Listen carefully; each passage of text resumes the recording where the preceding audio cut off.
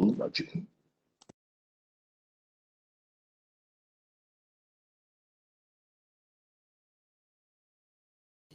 Okay. Hi. Good afternoon, ladies and gentlemen. Welcome to the President Forum 2021. My name is Lily Ervilajit, and I'm the Vice President for the International Collaboration of the National Science and Technology Development Agency, or NASDA. I will be an MC for this forum today. So before we start today's agenda, please be informed that this session will be recorded and published on the official website of NAC 2021. We would like to thank all audiences attending both online and in the room. We have participants from overseas and in Thailand. To make sure that this forum runs smoothly, I would like to inform you that we have some following arrangement. We will have discussion after all speakers have already presented. The floor will be open for our audiences attending this meeting room and invited online panelists to comment and ask questions. For our online attendees, you're welcome to participate by leaving the questions and for whom the questions are in the Q&A box. These questions will be asked by our moderator during the discussion session. Now, without further delay, I would like to invite Dr. Narong Sirirat-Warakul, the President of the National Science and Technology Development Agency, to deliver opening remarks. Please welcome Dr. Narong. Professor Dr.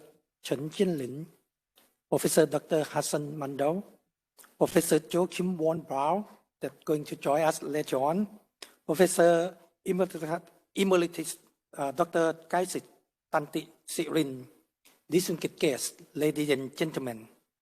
On behalf of the National Science and Technology Development Agency, or NASDA, it is my honor and more privilege to welcome all of you to the President Forum, one of the highest of NASDA Annual Conference 2021.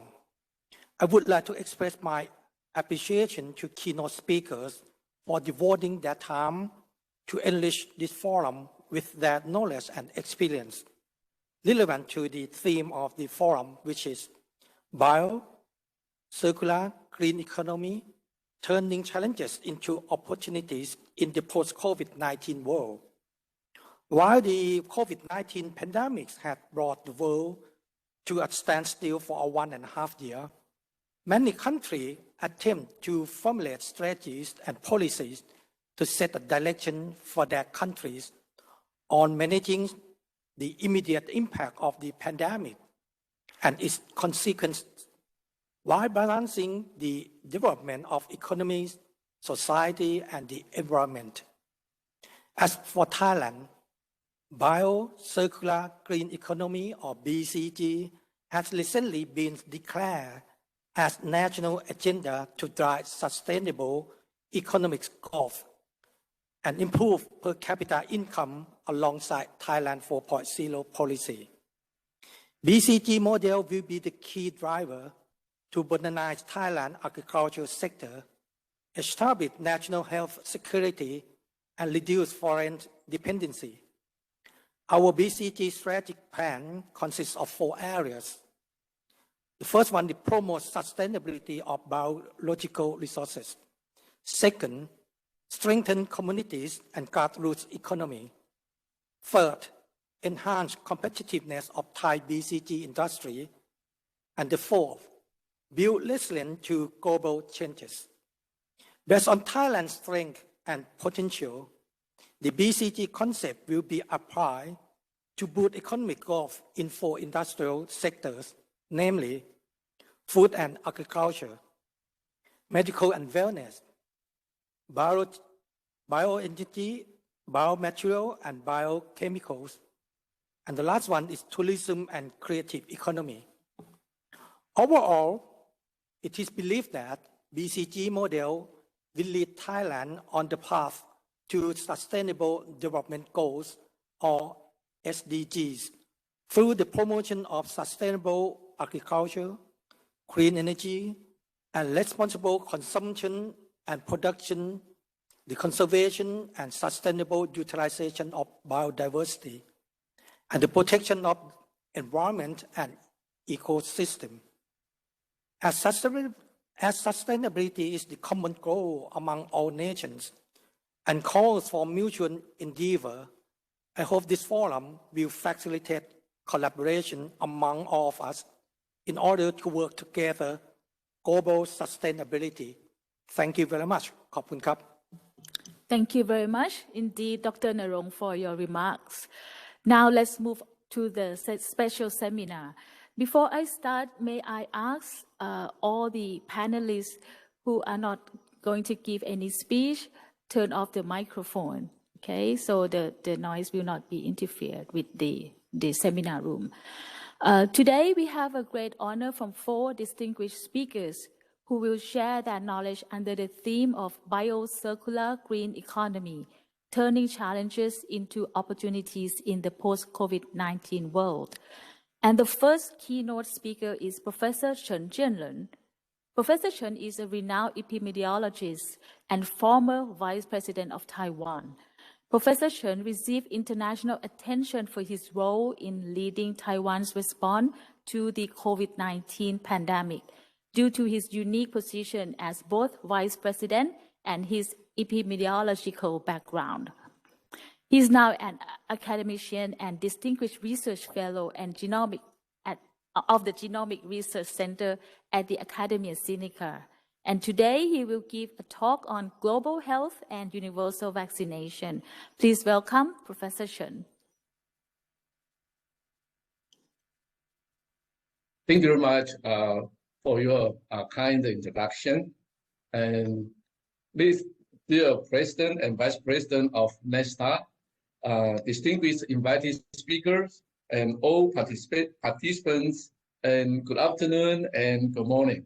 And it is really my pleasure and honor to be invited to give a presentation in this NESTA's 30th anniversary President's Forum. And first of all, I would like to congratulate NESTA and say happy birthday to you. And you indeed have very significant impact on this science and technology development in the last 30 years. So I would like to congratulate and also say happy birthday first. And today I'm going to present on the global health and universal vaccination. As we all know that COVID-19 pandemic has resulted in a severe mortality and morbidity in the whole world, and also caused the recession of economies in almost all the countries in the whole world. By March 24th, and as you can see on these slides, there's over 124 million confirmed cases and over 2.7 million deaths of COVID-19, and resulted in a case fatality rate of 2.2%. And we know that Thailand has been coped with this COVID-19 quite well. Thailand has a population of 69 million, and you have 23,000 confirmed cases with 92 deaths. And with the case fatality rate only 0.3%, that's really wonderful. And for the Taiwan, we have population of 23 million, and we have 1,000 confirmed cases and 10 deaths. Our case fatality rate is 1%. And as you can see on these slides, there's COVID-19 affected all these SDGs in the world.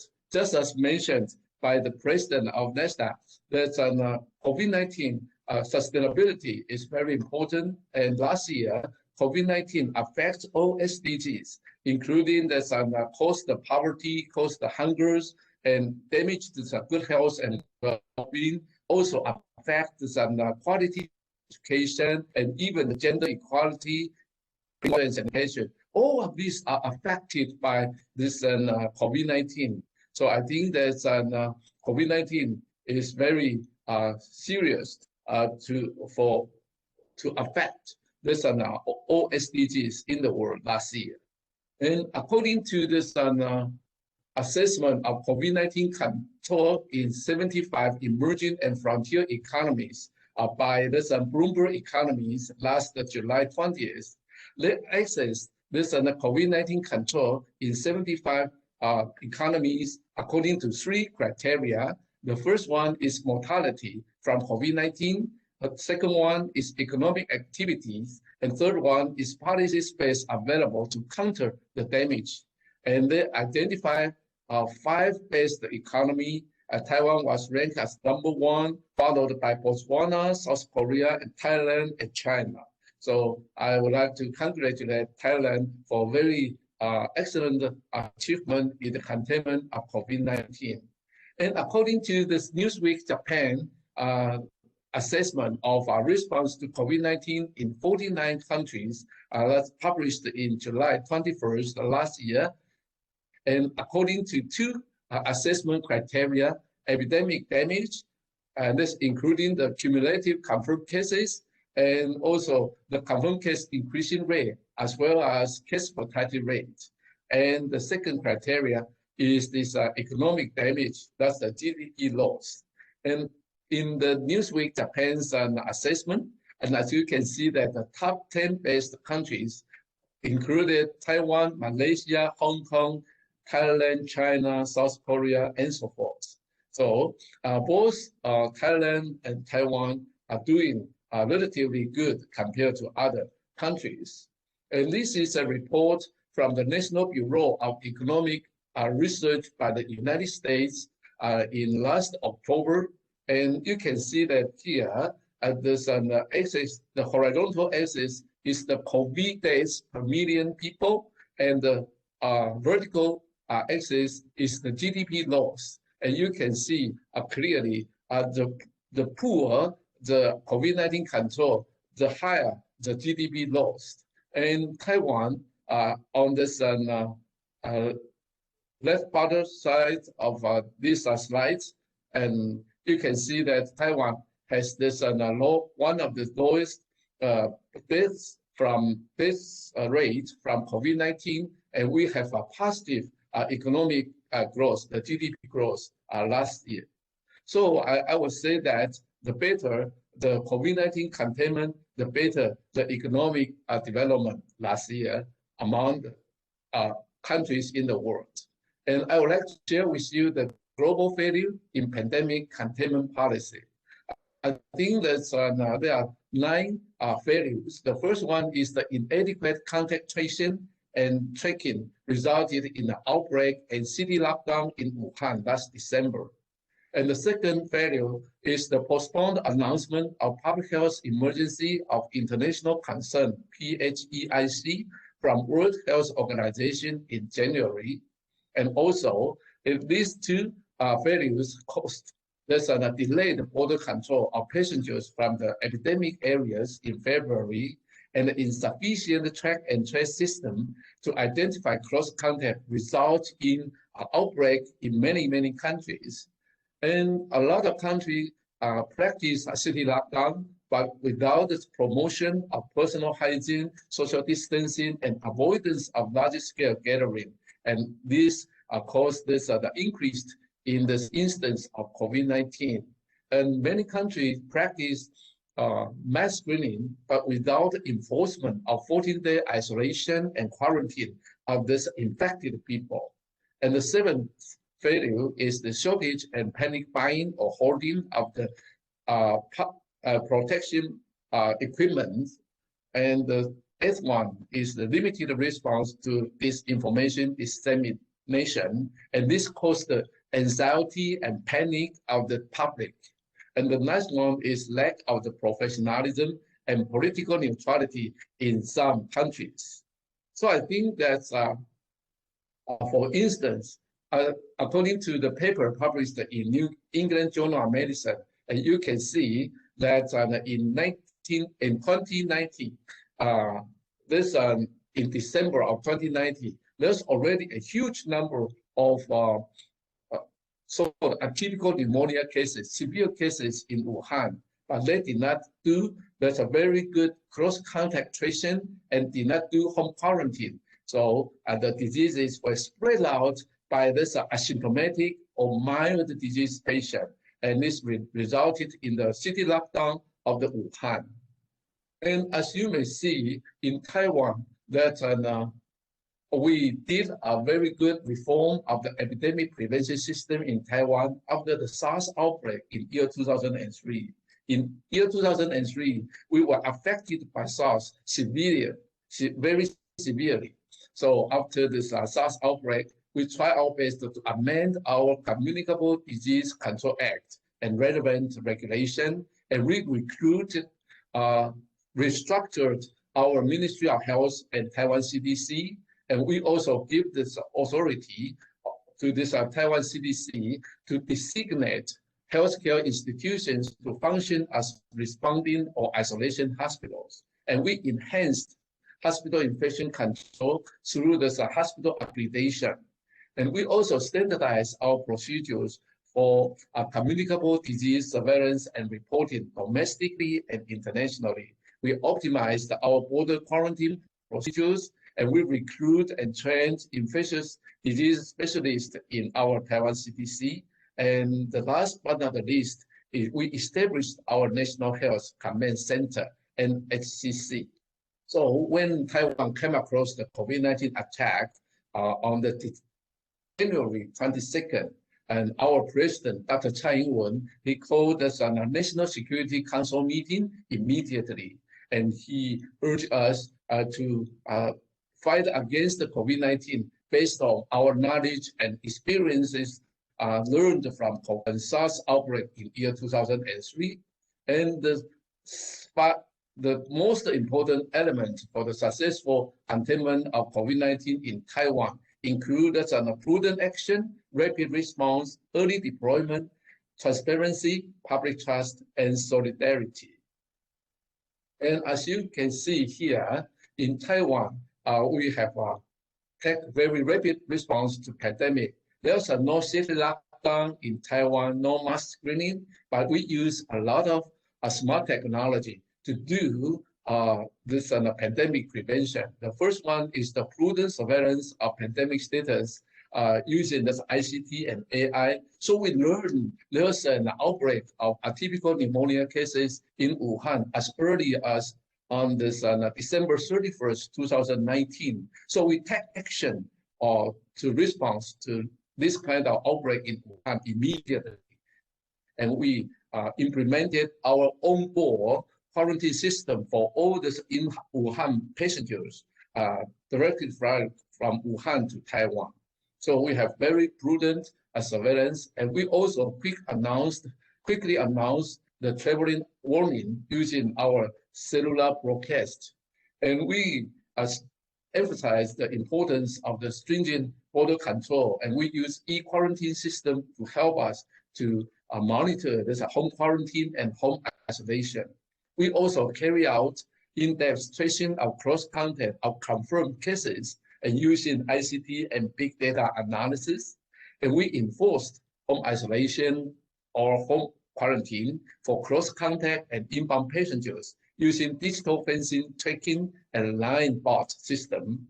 And we carry out a precision screening of suspects with symptoms and signs. We also mobilized healthcare system for isolation treatment. We mobilized 20,000 isolation rooms and 14,000 ventilators. Fortunately, we did not use that too many.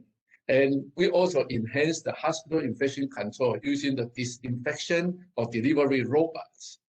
For instance, for the home quarantine, home isolation, and electronic security monitoring system, as you can see on this slide, for all the inbound passengers from endemic area, and we carry out the home quarantine. And all these travelers, inbound travelers, has to stay at this quarantine place for 14 days. And the close contact with the confirmed cases on the right-hand side, they have to be home isolated or isolated in a quarantine place. And we use electronic security monitoring system to track and locate the location and health status of people subject to home quarantine and home isolation. So I just mentioned that we use the big data technology and artificial intelligence and also the ICT.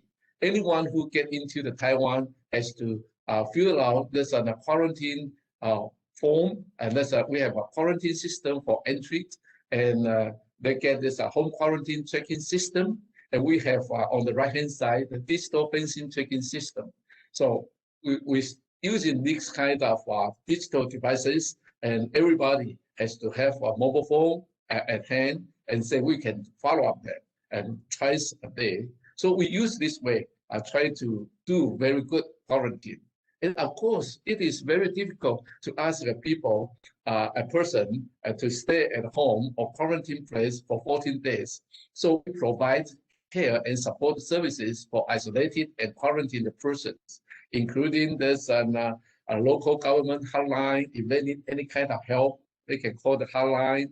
And we have meal delivery, garbage collection. We can even arrange the settlement for the quarantined or isolated people. If they need personal help, and we have someone to do this on a family visit. If they come down with some suspected symptom, we send them to the hospital using the designated ambulance. If they have a chronic diseases, we can also arrange medical care. So in this way, we try to help the people who were quarantined and isolated. And as you can see on the right-hand side, if the person is on quarantine, and then we also give them this epidemic compensation. We give them 1,000 NT dollars per day for 14 days. So using this way, we try to urge all these close contact and inbound passenger to be quarantined very well at home. And by January 17 this year, in total, we have more than 12,000 people have been isolated at home, and more than 490,000 people have been home quarantined. So in totally, we have around 500,000 people have been home isolated and quarantined. But you can see at the bottom of this table, that's around only 1,500 people have been penalized. In other words, they did not follow the government guideline and restriction. In other words, more than 99% of quarantined and isolated people, they are following government guideline well. They stay at home for 14 days and also followed by 7 days of self-health management. So I always say that in Taiwan, we have good containment of the COVID-19 because we have 23 million unsung heroes in Taiwan. All the people in Taiwan comply to government regulation very well. And during this period of time, our Taiwan AI lab developed a different kind of platform for social distancing, for health report, and also have SARS-CoV-2 classifier to help these physicians to do this chest X-ray examination, and we also do this tracing of virus strains and have a drug repurposing to develop the new antivirals. And we also help this researchers to do this literature review. So we use different kind of platform developed by Taiwan AI Lab to do this COVID-19 containment. And at the beginning of this COVID-19, we run out of this face mask. But wearing face mask is very important. That's the reason why we have a requisition of 73 factories to expand the 92 production line. So our average production of face mask increased from 1 million in January to 21 million in May. So in this way, we can have an adequate supply of face mask, and we ask everyone to wear face mask. And we also use name-based distribution system to help us to do this distribution of this face mask. Everyone, although they are poor, and everyone in Taiwan, they can get a very low price and face mask. And we urge everyone to put on the face mask. When we have adequate face mask, and we donate more than 54 million masks to Europe, USA, our diplomatic ally and good friends, and more than 80 countries in the world. And in addition to this pandemic containment, any pandemic, we should also care about this economic activity and vitality. So the government allocated 410 billion NT dollars for epidemic control, financial relief, and economic vitality.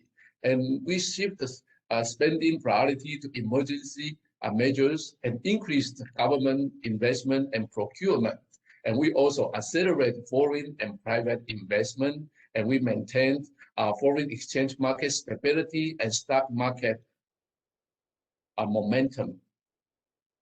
And as you can see, from the very beginning, the government has ensured that the public has open access to COVID-19 information, and we have a daily press briefing. And in this way, CCC, our center of our command center, quickly established its authority. So it gained the public trust, and this creates a virtuous cycle of good governance and good citizenship, and to have a very good control of the containment of COVID-19. In the future, I think that for the containment of future pandemic, we need a global solidarity and international collaboration.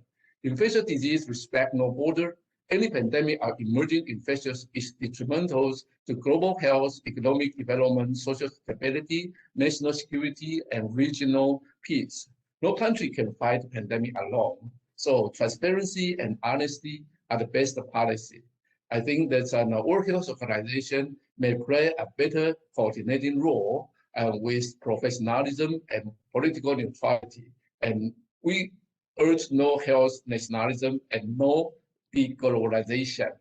And for the COVID-19 impact on industry, we know that a lot of industry, including transportation, tourism, physical entertainment, and physical retail, has been affected severely. So in Taiwan, we give this kind of financial assistance to help the economic revitalize. So post-COVID-19, we consider that for the economic development in Taiwan, we are going to engage in big health, zero-touch economy, flexibility of labor market, and Taiwan innovation of entrepreneurship and data-driven services and so forth.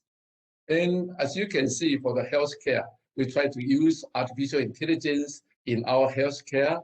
And in Taiwan, our ICT industry also involved in healthcare. And the new technology for the strategic epidemic prevention in the future should include the diagnosis therapy, disinfection, healthcare, and telemedicine. And the new application of the strategies to epidemic prevention should include environmental health, smart city, manufacturing industry, as well as the individual need. And this the last part I would like to share with you on this platform of COVID-19 development. COVID-19 vaccine development. Basically, this pandemic has facilitated the development of vaccine platform, distinct from the classical vaccine. Classical platform can be divided by virus-based and protein-based. But this time, the next generation platform, including the viral vector vaccine, nucleic acid-based vaccine, and antigen-presenting vaccine, are doing quite well. So, as you can see, there are three platforms has been engaged to generate, to produce that's RNA vaccine, subunit vaccine, and viral vector vaccine. In Taiwan, we have two companies engaged in this viral vector vaccine development.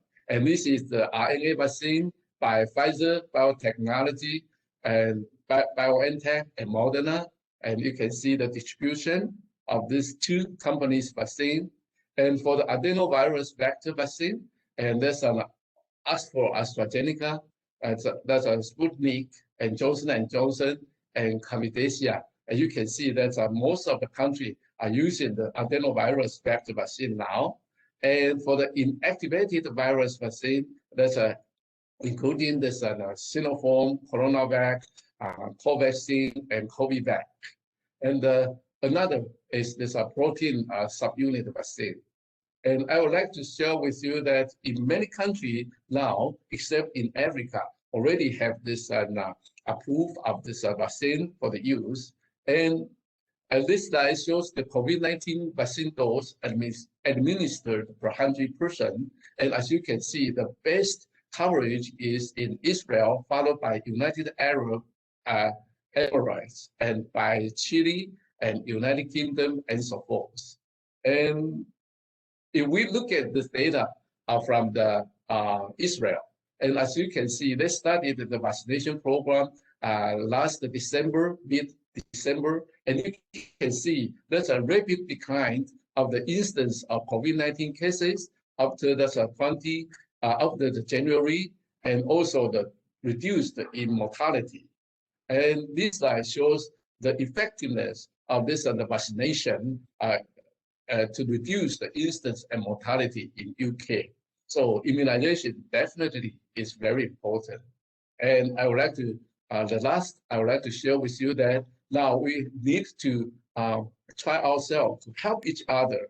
And we should not have any kind of spirit of vaccine nationalism, and we should try to help to every country to have a universal distribution.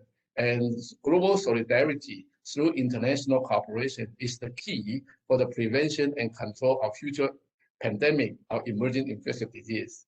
With that, I would like to conclude my talk, and thank you very much for your attention. Thank you. Chen, for sharing with us your in-depth experience in rapid response to COVID-19.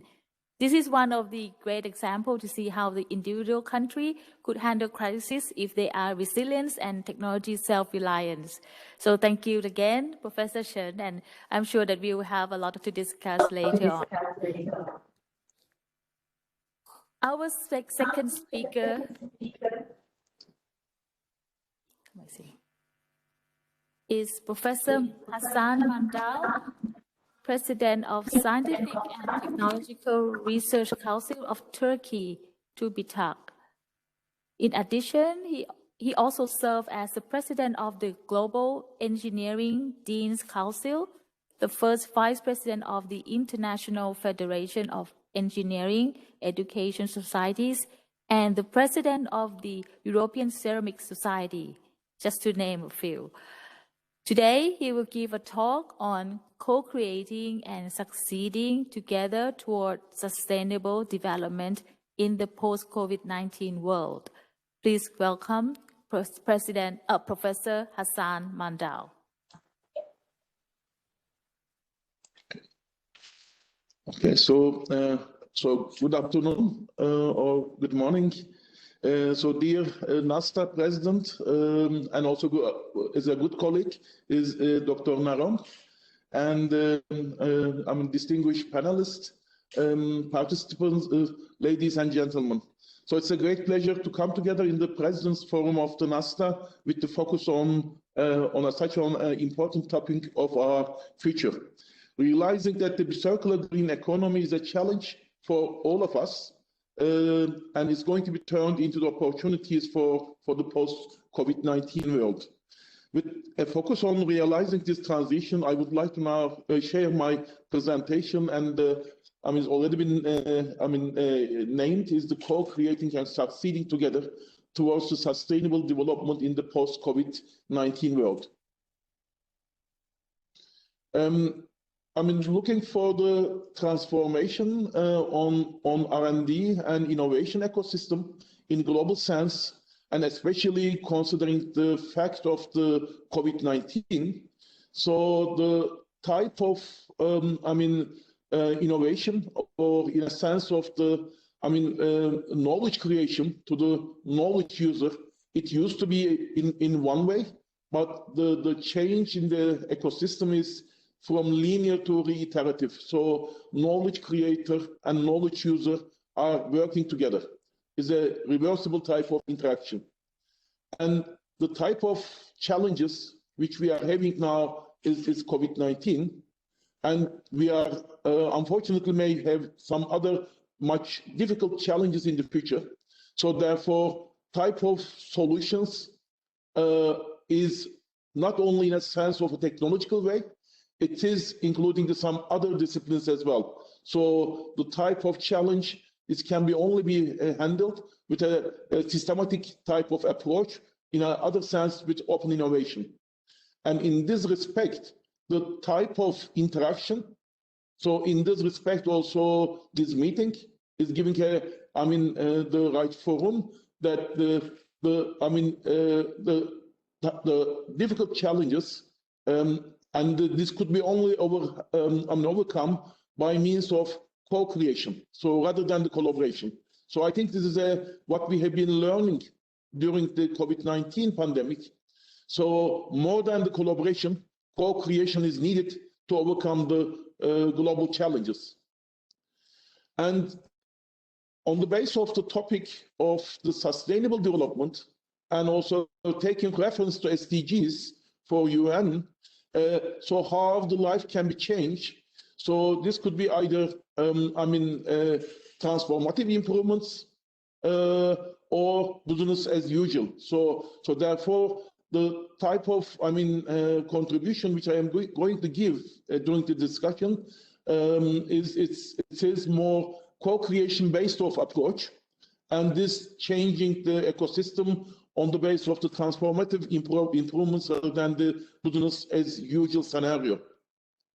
And before going to the detail of my contribution, so I would like to say only with a few slides on who I am. Representing the Turkish Scientific and Technological Research Council, which our role is the main funding agency for science, technology, and innovation in Turkey.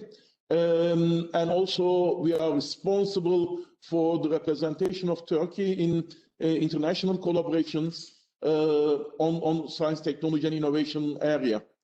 And in other sense as well, in one side we are funding agency, and in the other side we are also doing the research on critical areas, and by means of the 23 institutes, more than 4,500 research personnel, and on the critical areas, which the development of the vaccine and the drug development is one of the issue of our strategical approaches of this within our role within these 23 institutes. And in terms of the change of the ecosystem in Turkey, especially in the recent years, even before the COVID-19 pandemic, so changing as a funding agency, so we are changing the ecosystem from more input-oriented, which means that creating the potential, more than creating the potential, concentrate on the outcomes and also the impact of the research. And in this way, so how it is possible, which it needed to be new knowledge creation techniques, and also new way for the human resources development. And so this is the change in our ecosystem in a sense of by means of the co-creation based new knowledge and co-creation based new human resources development. And what does it mean? As the funding agency in Turkey, so instead of funding the individual projects, especially the type of challenges, for example, I'll give an example for COVID-19. So we are funding the platforms. So the funding the platform means that all the stakeholders, the relevant stakeholders, are using the same infrastructure, joint common infrastructure, and also even sharing the human capacity. So this, this is the way, especially for emerging countries like Turkey and Thailand. So this is which we think that is the right way to overcome the challenges. And also in the right-hand side, so you can see the type of way for the human development. For example, in the right-hand side, in the bottom right-hand side, so there's a program has been introduced, is industrial PhD program. So it used to be PhDs only be employed by the academy. Now we are changing the ecosystem to PhD holder also is going to be employed by the companies by means of this PhD program. And I think it's one of the unique in a sense that the funding program is not only limiting during the PhD period, is also including the employment stage. So during the employment stage, the TÜBITAK, the funding agency, is also, covering the 60% of the salary of the PhD holder during the next 3 years. So by this way, so there's a transition from the ecosystem, especially for moving from medium high to the high technologies. And also in terms of, inviting the international outstanding researchers around the globe, and also within the country, outstanding researchers fellow program is giving also privilege to the, funding the special researchers for doing their best, state of the for the kind of research that in a sense of the frontier. And also you can see one of the top topic agenda, also relevant to this session on the Green Deal issue. And Turkey is one of the partner of the European Commission. Is one of the top topic in these days, and especially for COVID-19, is the Green Deal issue in Turkey, in Europe, and globally. And so you can see this is the areas which we have been concentrate on, especially on this co-creation type of big platforms. So these are the areas which we have been working on it, because these are the areas for moving from Turkey, from the medium high to the high technology. And these are the areas could be only be overcome or could be successful running the big platforms, either for technology development or for the product development. So this is one of the, I think, kind of an implementation. So during the COVID-19 process, we have been structured these co-creation platforms, and we have been able to use during the pandemic. So what does it mean? 49 institutions come together with 436 researchers, and within these 436 researchers, half of them is the young fellows, including the bachelor students. And within this, so 17 projects are running under the one platform, and 32 of these institutions from universities, and 8 of them from private companies, for the vaccine and drug development companies, and 9 public R&D units. So 17 projects, and 7 of them for the vaccine, and 9 of them drug development, and one of the drug has been starting from the raw materials to the final one is already been produced during the pandemic. From June, so we have been producing our own drug for the treatment of the COVID-19, and from the 7 vaccine projects. And also explained from the previous speaker that we have been working from the especially one of them is the inactive type of vaccine, and the 6 of them the new technology, biotechnological type of vaccines, and one of them is on the phase study, clinical trials now on the VLP type of vaccine now is on the clinical trials. And in terms of the type of international collaboration, so you can see in this map that with the green areas, Turkey, TÜBITAK is working together with the relevant partners, and the NASTA is one of the organization which we have been working very fruitfully, and we have been started very recently. In 2019, and we have already been open a call, and there is a great interest from the both countries, and we are looking forward for the future as well. And regarding to the, for the topic that, it is very much relevant to the SDGs, sustainable development, and the green economy, circular green economy, and especially the SDG number 12 is the responsible consumption and production. I think is much more relevant. And also you can see that, how the ecosystem is changing, which I have already been shared in my first slides. And also what is needed you can see in the right-hand side. And a few type of figures regarding to the SDG number 12. it is relevant to this session, that the number of policies, instruments, and mechanisms is putting for the sustainable consumption and production, and for the relevant countries, which you can see from the slide. And many countries have a policy on the sustainable development SDGs, and especially number 12. And but at the meantime, there's a challenge, which for all of us. And so while we are talking about all policies in one side, but in the other side, I mean, comparing the year 2010 and year 2017, and still there's is an increase in terms of the type of,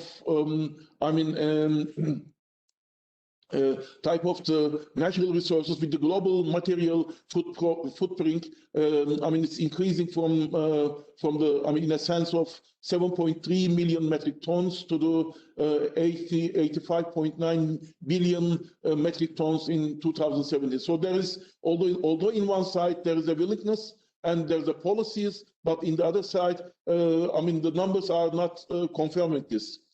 And in maybe another example can be given also again for the SDG 12, based on the electronic waste recycling rate, further requires the progress on based on R&D and innovation for shifting in direction for electronic waste generation. So you can see again in here that countries, the electronic waste recycling rate by country.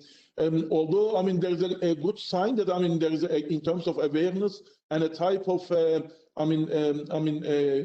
concentration on the topics in that respect, but still, unfortunately, moving to the numbers in here, so we can see there is an increase and is going.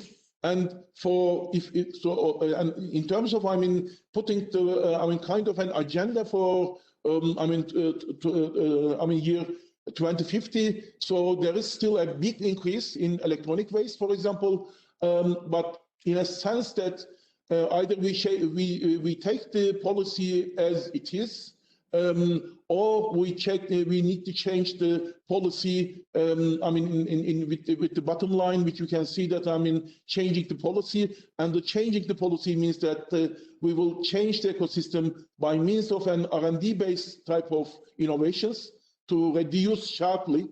Otherwise, it will continue to increase, or it can be stay as it is. So, but the way has been given there. So we have been changed the policy, and also we can this and also could be only possible. Not only on the base of the one discipline. So the basic science, engineering science, and social science, they all should come together. So you can see the type of areas which need to be concentrated. So this only be possible in that respect. And in the other side as well, still talking about sustainable materials that increase the possibility for circular economy. So in one side we can see the type of primary production and still discarded amount of the output. So although we are trying to be increasing the awareness, but in terms of the numbers, for the we are doing the recycling, but still a long way to do in terms of the numbers. It has been named in here as a comparison, as a discarded value over primary production ratio. And also I will put your attention again and comparing the synthetic plastics in between year 1950 and 2015, and you can see before 2015 and 6.3 gigaton, but only during the last 2 years between 2015 and 17, and you can see that sharp increase. And this again, how it is possible, in a sense, to ability to remain with the ecological boundaries with our planet by decoupling economic growth by environmental pressures. So it depends on, again, the realization of the circular bioeconomy. So again, in here, you can see it taken all senses. So it is not only one, one aspect. So it's covering all aspects, including the new business model to decouple the prosperity from the consumption of the products in all sectors. And also, for example, myself as a material scientist, also I can give some examples there. So the nanocellulose, wood-based textiles, and of course laminate timber. So these are maybe kind of an example, given a biomaterial compared to the plastics in the previous slide. And looking for the, ecosystem on a scientific way. So what are when we are talking about the circular economy, so what are the type of areas it's coming? So it is in one side, the critical raw materials, and in the other side is the supply chain management. So in that respect, again, so the overcoming this issue on sustainable development, and especially for the SDG number 12, it can be overcome with the co-creation type of efforts, which means that bringing the all disciplines together. And in here, so we can see, and we can in here, so we are talking about not a triple helix model, it's a quadruple helix model. So which means that the universities, private sector, government, and the society should come together to work on this issue. And in that, by this way, so we can be able to be, to work on, starting from the effective use of raw materials, opportunities for the material recovery, from waste to shifting to the supply chain towards the more sustainable sources requires change in the collaborative approaches. So, and in a sense that, if this way of the co-creation of the quadruple helix model, this only be possible. And again, in the right-hand side, so you can see the building a circular economy together with the co-creation. So, in the different aspects of the, of the challenge. And in here again, comparing the type of disciplines should be, and also the distribution of the sector. So when we are talking about on this issue, so it's covering the many disciplines, and on the basis of the scientific outcomes, on the previous slide, which I have been shared, and also in terms of the looking for the sectors, it's affecting the many sectors. And some of them is very critical. Some of them maybe as a kind of a principle, or some of them is a enable type of effects. And looking for, kind of a transition in a circular bioeconomy based on a resource efficiency, sustainable supply chains, and biomass with carbon capture and storage will provide, new revenues and also the jobs by 2030.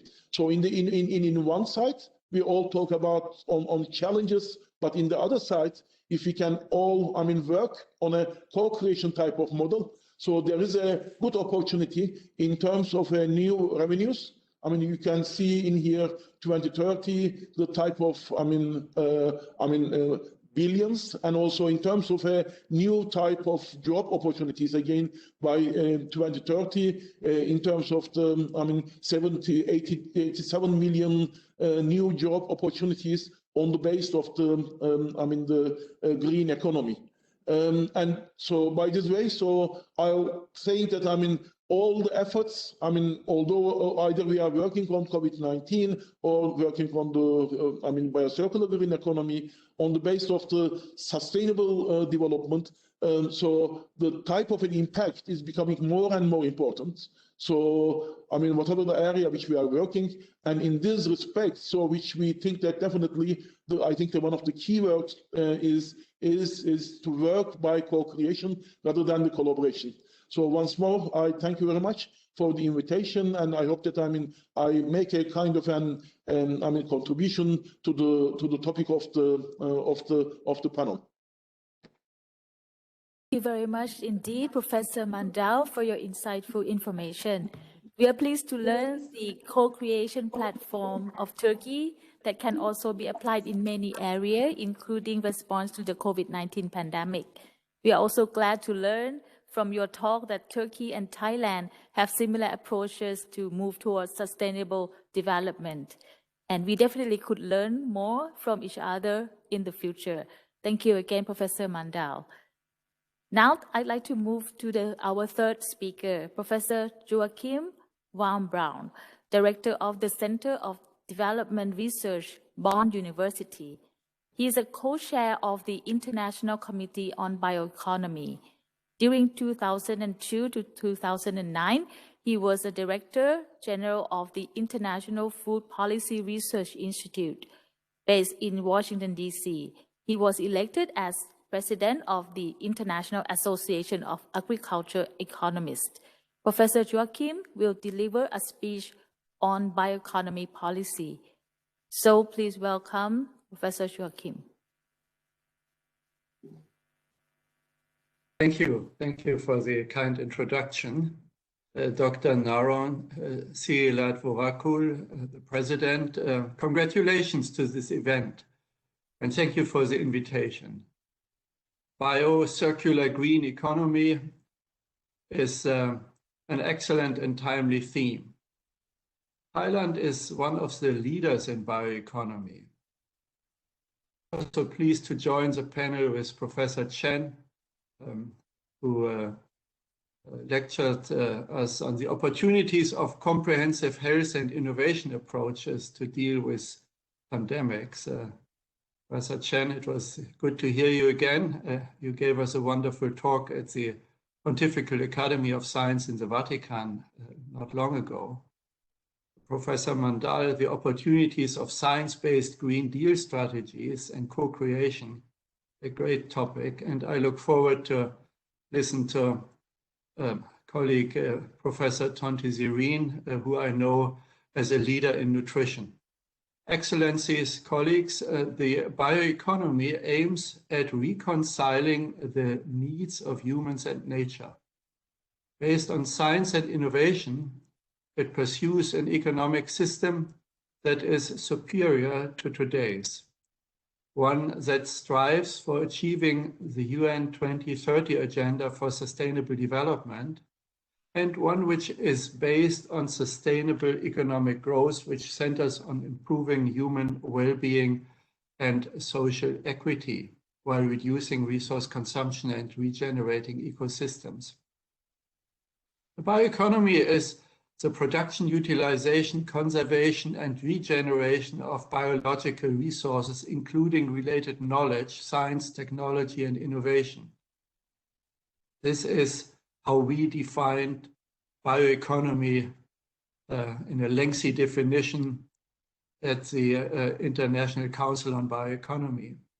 Since its origins in the late 1960s, the concept has further evolved in scope and in direction around the world, and I want to touch on that and then relate it to the way forward. I report to you about the outcomes of the Global Bioeconomy Summit recently held in November 2020 with more than 3,000 participants, and Thailand played a key role. Those of you who are interested in details, go to our website of the summit called GBS, Global Bioeconomy Summit, gbs2020.net. And you find beautiful presentations and conclusions there. And the conference report has just been published. At the moment, ladies and gentlemen, many bio-innovations are already demonstrating promising solutions with clear social, health, and ecological benefits. Pioneering examples in the healthcare sector comprise biological therapeutics, for instance, immuno-oncology, biodegradable implants, sensors, as well as bioprinted organs. In the textile and fashion industry, bio-innovations contribute to sustainable materials and processes, for instance, biotechnologically produced spider silk, probably not competing with Thai silk, bio-based water repellents, or bio-based dyeing and washing processes, saving energy. In the IT sector, DNA has already been tested successfully for super efficient data storage, and cells have been merged with chips to diagnose air pollution. Artificial intelligence and robotics are facilitating bioeconomy. They belong together.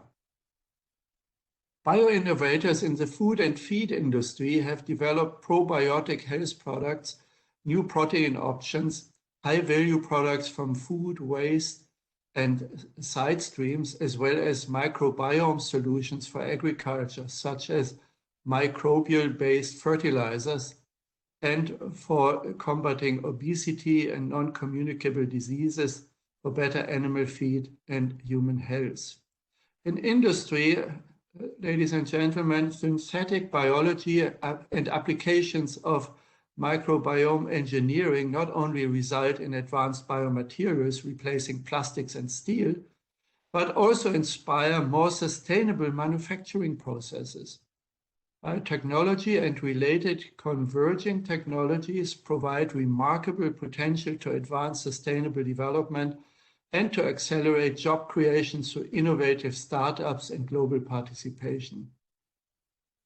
The sustainable bioeconomy, however, requires that we produce in a different way, circular instead of linear, and by using science to add value to biological resources and biological processes. With its inspiration from nature, the bioeconomy embraces principles of renewability, circularity, and cascade resource use. The bioeconomy can be compatible with and may contribute to the development of a circular economy, where resources are used as long and as efficient as possible, and waste is limited or repurposed. Circularity, not per se, is sustainable. It depends on the environmental footprint of the circularity. The same applies to bioeconomy. We need sustainable, as you call it, green circular bioeconomy. Sustainable bioeconomy development involves broadening our use of bioresources. The bioeconomy and circular economy both address sustainability and seek to optimize product designs, material flows, and resource efficiencies while keeping a high level of functionality or adding new functionalities to materials. Startups around the world are pioneering innovative, resource-efficient, and sustainable protein production, which is of huge importance given the tremendous environmental footprint of the protein feed industry, feeding the meat and other livestock productions around the world. Through the development of nutrient-rich products from algae or insects, or by biotechnologically manufacturing in microorganisms using CO2 as carbon feedstocks, new proteins may offer a game-changing solution to the protein problem. Large consumer goods companies are including bio-based product innovations in their portfolios, from materials and packaging, functional textiles to cosmetics and children's toys. New processes and technologies such as bio-based 3D printing, biomimicry, bionics, and robotics, large-scale technical use of CO2 for biomanufacturing with cell-free systems, are increasingly applied and embedded in new industrial and urban concepts. Elements of bioprincipled cities, including algae houses, wooden buildings, waste processing systems, insect farms, or urban and indoor farming, can be increasingly found all over the world, mostly still at experimental stage. The blue bioeconomy and ocean-based bioeconomy is an area of great innovation, dynamism, and of urgency to resolve pollution problems, including plastics in the oceans. Ladies and gentlemen, bioeconomy includes producers and consumers alike. The vision of a sustainable bioeconomy is to advance technological process and efficiency gains through science, technology, and innovation. This puts bioeconomy at the center of new industrial strategies. It's not a sector, the bioeconomy, it's a strategy for industry, farming, and so on. Transition to the bioeconomy is more critical than ever before. The urgency stems from the reality of environmental threats, the opportunities brought about by new science, and the consequences of COVID-19. Bioeconomy has emerged as a globally impactful, transformative force in industry and manufacturing on the supply side, and a transformative force for consumption change and waste reduction on the demand side. We have to overcome waste. In recent years, the strong adaptive capacity of bioeconomy to national and local circumstances have been demonstrated. Bioeconomy strategies happen at the local level. Bioeconomy regions develop all over the world. We have about 50 bioeconomy regions in Europe, adapted to local demand and supply and technology capabilities. Countries' bioeconomy opportunities differ. There are opportunities in all countries for bioeconomy transformations, regardless of income levels and natural resource endowments. In concluding, referring to the recent Global Bioeconomy Summit held in November 2020, we urged the strengthening of the following 5 actions for policy. First, capitalize on the power of science and technology. The COVID-19 pandemic has revealed a new demand for innovation with the opportunity for synergies between medical research, agriculture, materials, energy, and food science. A global bioeconomy will increasingly benefit from the merging of bioscience and digitization, and by supporting circular economy processes and green growth. The link between COVID-19 pandemic and the livestock industry, and how humankind relates to nature and those animals which carry viruses, and that linkage needs to be broken with a redesign of our livestock industries. Bioeconomy, secondly, bioeconomy jobs through partnership and innovation need to be fostered. It's our second conclusion. Bioeconomy holds opportunity for the creation of new sustainable jobs, both rural and semi-rural and urban areas. Investment in training, youth, and capacity building can ensure that workers and entrepreneurs adapt to new biomarkets and bio-related technologies. So I emphasize the need to bring the bioeconomy in a holistic way into the curricula of higher education. Third, increasing involvement of industries and business. Political commitment and proactively leveling the playing field for bio-based businesses is what we call for. Removing subsidies for non-sustainable production, tax exemptions, etc., may be the right incentives. Fourth, promoting resilient value chains. COVID pandemic has demonstrated how vulnerable international value chains are. However, we need to continue to exploit the opportunities of trade and division of labor in global value chains, but they need to become a lot more robust and resilient. Bioeconomy reconciles local and global integration and offers opportunities of resilient and adaptable supply chains. Fifth and last, a circular green bioeconomy is a framework towards which the agri-food system is to be transformed. In addition to single policy instruments such as carbon prices, progress in the bioeconomy requires comprehensive and context-specific systems frameworks that pay attention to good governance designs. The Food Systems Summit of the United Nations later this year, called for by the Secretary General of the United Nations, is the big opportunity to integrate food systems transformation with bioeconomy. Asia's partnership and voice in these forums is going to be of global importance. The UN Food Systems Summit and the Climate Conference, the upcoming COP26 this year, need to be connected. Bio-circular green economy serves both a sustainable food system, and overcoming the climate change threats in a post-COVID context. Mr. President and ladies and gentlemen, thank you again for your attention. Professor Joachim, for your presentation. And we are very impressed to learn how bioeconomy policy has impact on the societal, technological, and also economic transformation. That's very valuable. Thank you very much. Again, Professor Joachim.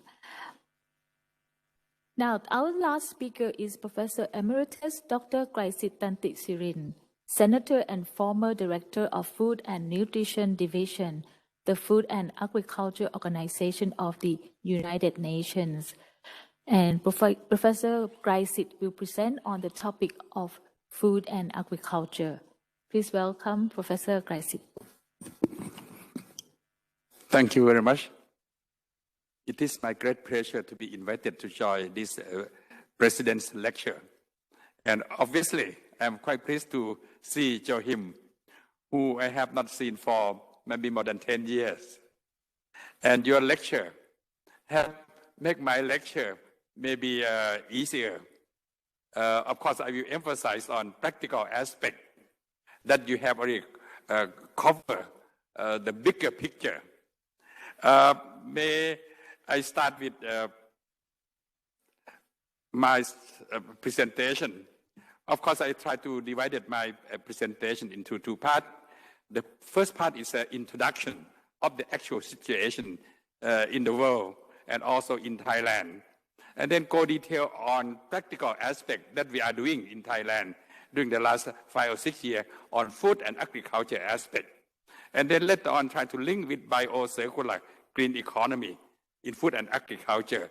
And end up briefly with the linkage of sufficiency economy philosophy given by His Majesty the King Rama IX, BCG and SDG, and then conclusion. As we know from the information that we gather, food and agriculture are fundamental for livelihood, social, cultural dimension, and also tourism. Food and nutrition security, of course, meaning all people are able to access physically, socially, or economically to safe, nutritious food to maintain a healthy life in a positive environment with clean water and sanitation.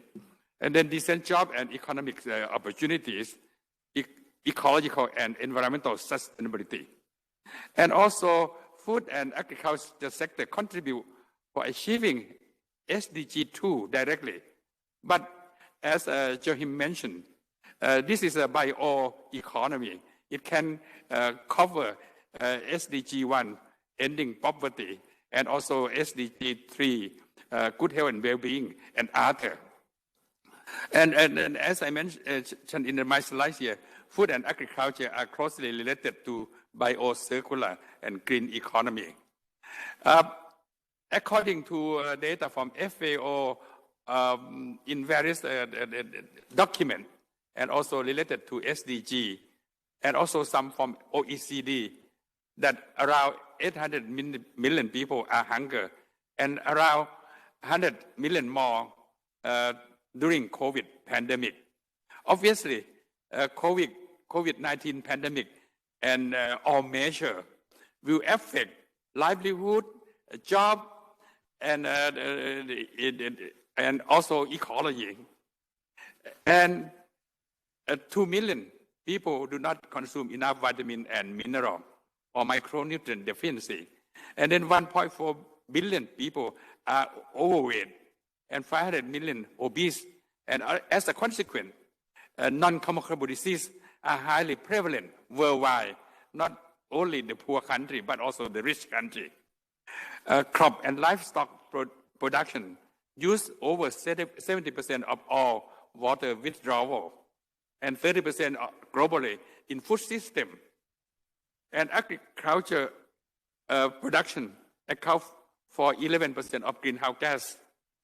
And also other part in food system from processing, transportation, also accounted for 5 to 10% of greenhouse gas.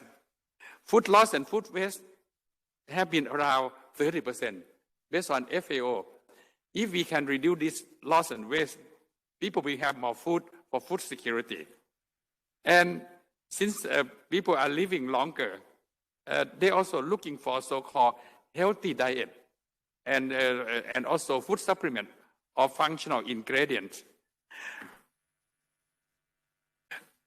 With regard to Thailand's situation, in fact, the population lately it's 66 million people, somewhat declining slowly because of low birth rate. Thailand has been well known as one good example of the success story in reduction of maternal and child malnutrition during the 80s. And however, we are now facing with a double burden of malnutrition, some remnant of undernutrition, and rising trend of overnutrition and non-communicable disease. We are fortunate that we are a major food exporter, but we could do better with BCG model as a transformation, food and agriculture.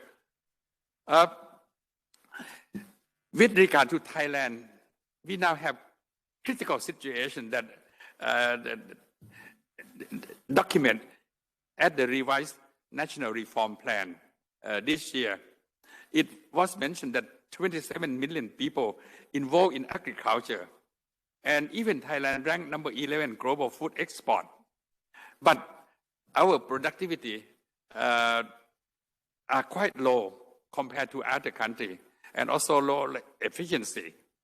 And 11 million people employed in agriculture, or around 30% of labor force, but they contribute only 8% of GDP. So we use a lot of land, a lot of labor, but GDP is rather low. Agriculturists and farmers continue to live in the so-called low-income group with the burden receiving government support almost every year, particularly supporting of 6 so-called economic crops. So we have to do something on that too. And productivity per people employed in agriculture recently appear to be quite low in terms of growth rate, 1.9% per year. I would like to share with you the thought and the plan that we have been doing under the National Food Committee. And this strategic framework has been adopted by the cabinet and then shared with other sectors. Of course, it still needs to be implemented further. Our vision is Thailand ensure food and nutrition security, and also sustainable source of nutritious and safe food with premium quality for Thai and the world. So as a consequence, we emphasize a lot on food and nutrition. It's a bioeconomy for income and also for social, as well as for environment. This diagram is a holistic approach that we developed during the planning. That agriculture involves food and non-food. And then from farm, it go to processing and trade and consumption. At the end, we expect for consumer health and well-being and environmental sustainability and economic prosperity. And so the whole food system, we have to emphasize on safe food, premium quality, and nutritional quality that consumer demand for.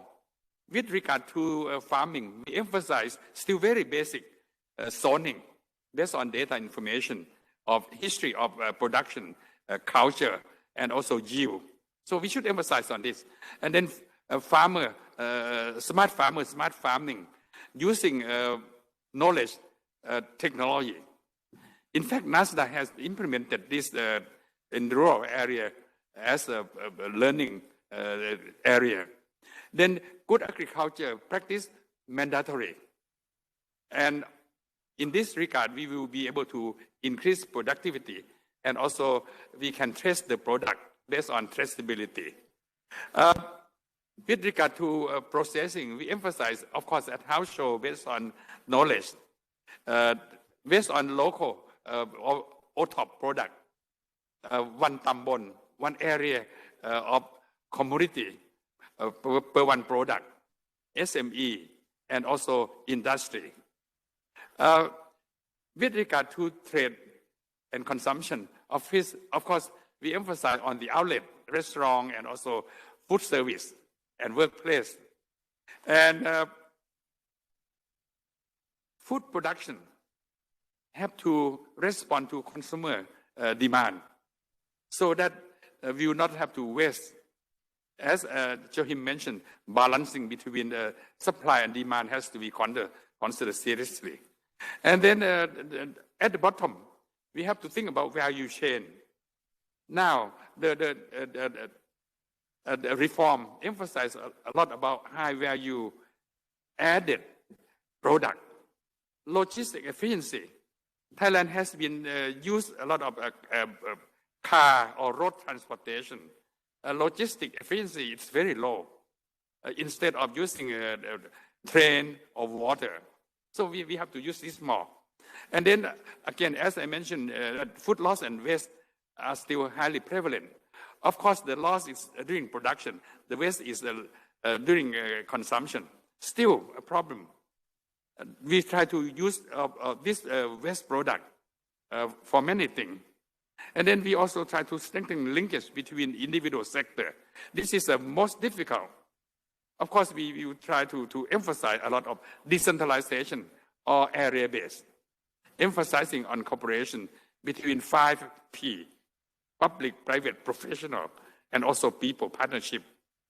And one of the most important issues is fair income distribution, so that farmer will receive adequate income from their production. At the bottom, it requires technology, research, and innovation, and also capacity building.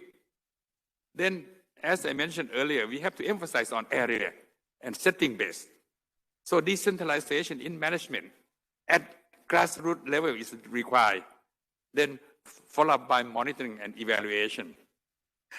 In summary of this concept, we emphasize on food and nutrition security, economic opportunity, social culture, and tourism. And then environmental sustainability that will link very well with SDG. With regard to food chain, that we emphasize in research and practice, land use based on soil quality, water management of too much water, too less water, and also water quality, and then microclimate. So we have to understand the local situation about food and agriculture, and a database may be needed. Then the second layer is genetic resources. This again requires a lot of research, including basic research. Then nutrition for plant and animal, how to provide fertilizer, how to provide proper animal feed with economic benefit. Then we have to think about plant and disease control. Nowadays, one issue that the world is facing is antimicrobial resistance. So if we consider as one health, human health, animal health, and plant health, so using of antimicrobial have to be prudent so that we will not have microorganisms that resist to antibiotic or chemical substance. And then move up, we have to promote good agriculture practice. It's like the record of the farm. When we see patients, we have to have medical record of individual person. So in agriculture, we have to promote good agriculture practice so that we can trace the product where it comes from. Then good hygienic practice, good management practice, safe and nutritious food, So these are the chain that we have to increase the value. Coming back to the food security. So we have to ensure sustainable food and nutrition security as a fundamental for bioeconomy. Basic first, by effective management of food production resources and also active stakeholder. Farmers, they just produce food in many areas of the world for subsistence economy. So if they learn how to manage and have business thinking, they can join in and then they can do it. So of course, with regard to natural and agricultural resources, we have to balance between conservation and utilization. That I will come back in the later. Then management and also equitable access to production resources.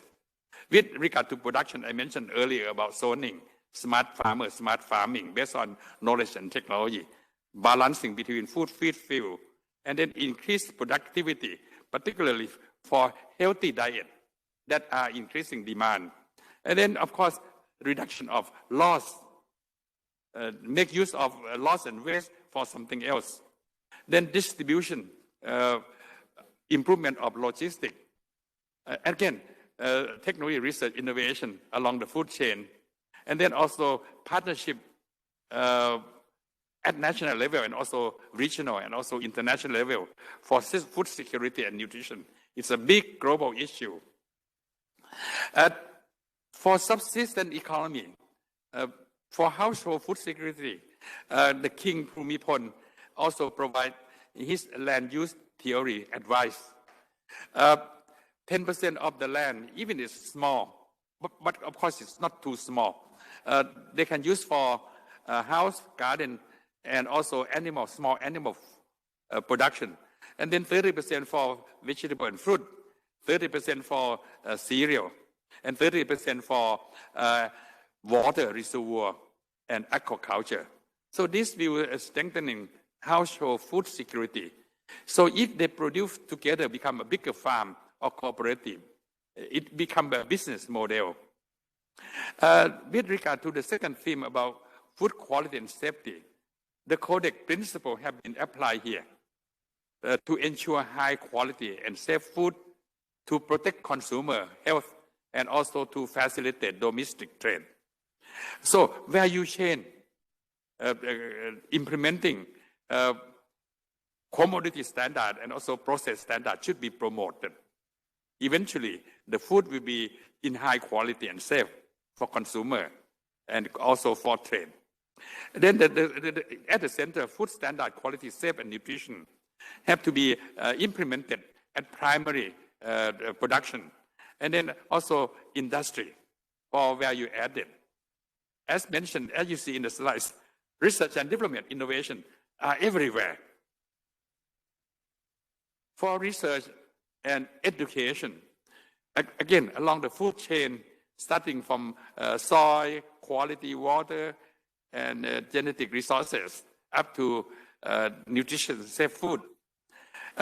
So we expect to have knowledge, technology, and innovation. And then, again, joy, the term that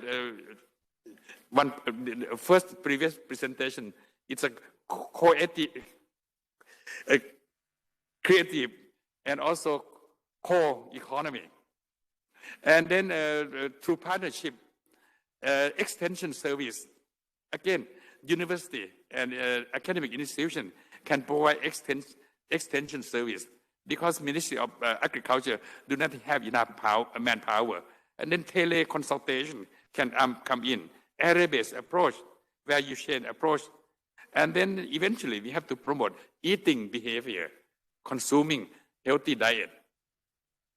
With regard to management, I will not go into detail because it's very complex.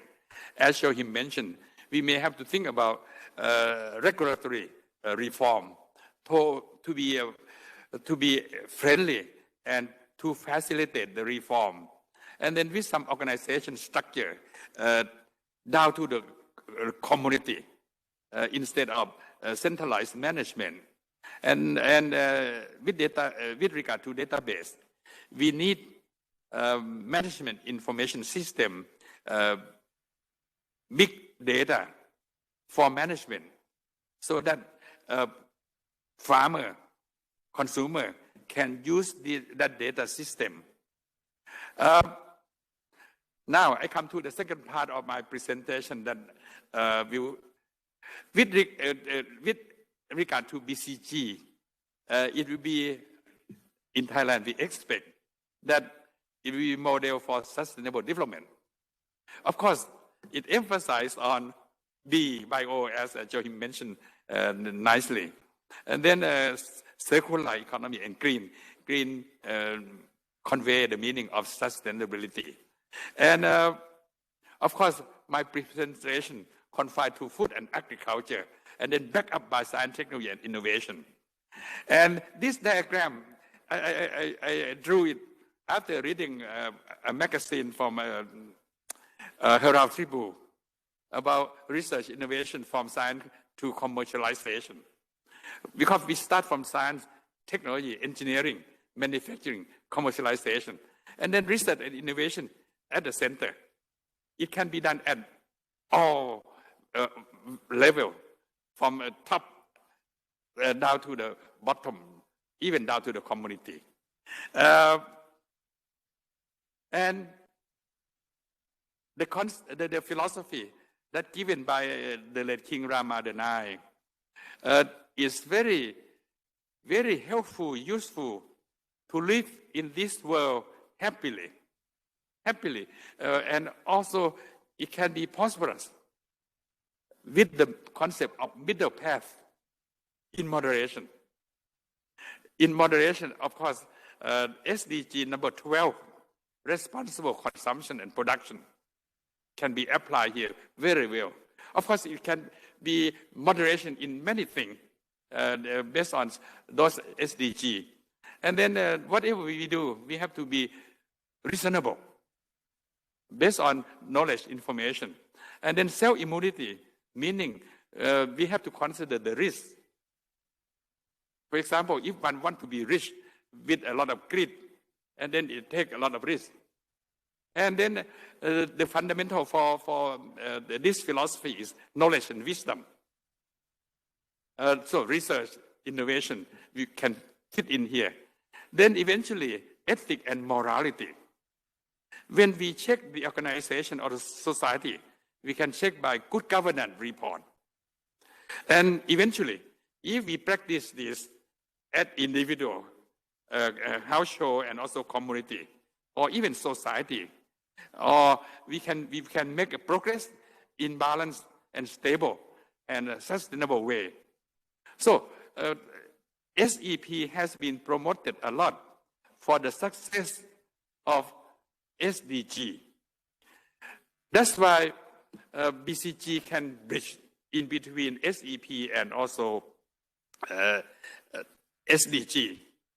With regard to SDG, many of us have familiar this, but I just would like to emphasize again that food and agriculture are fundamental for good health, good nutrition, and well-being, and also a main part of the society, main part of the biological development.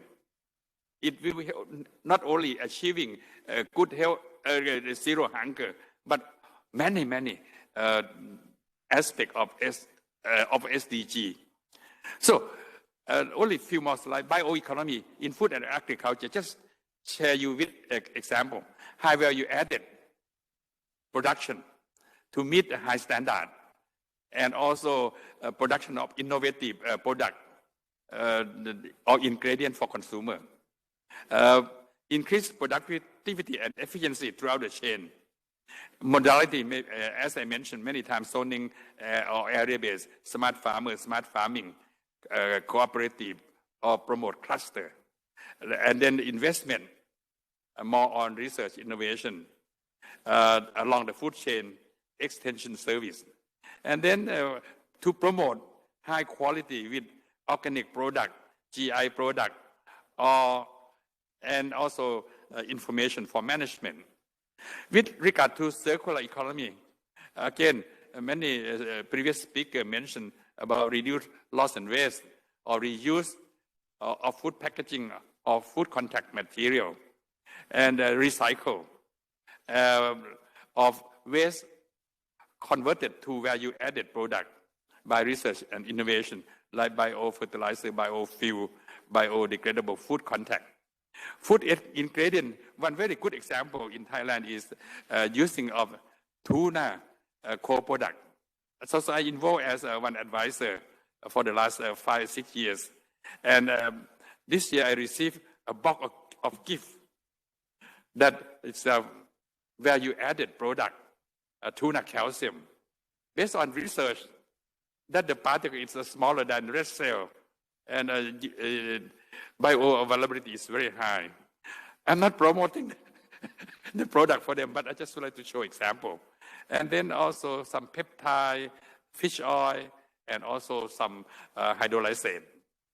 And clean economy.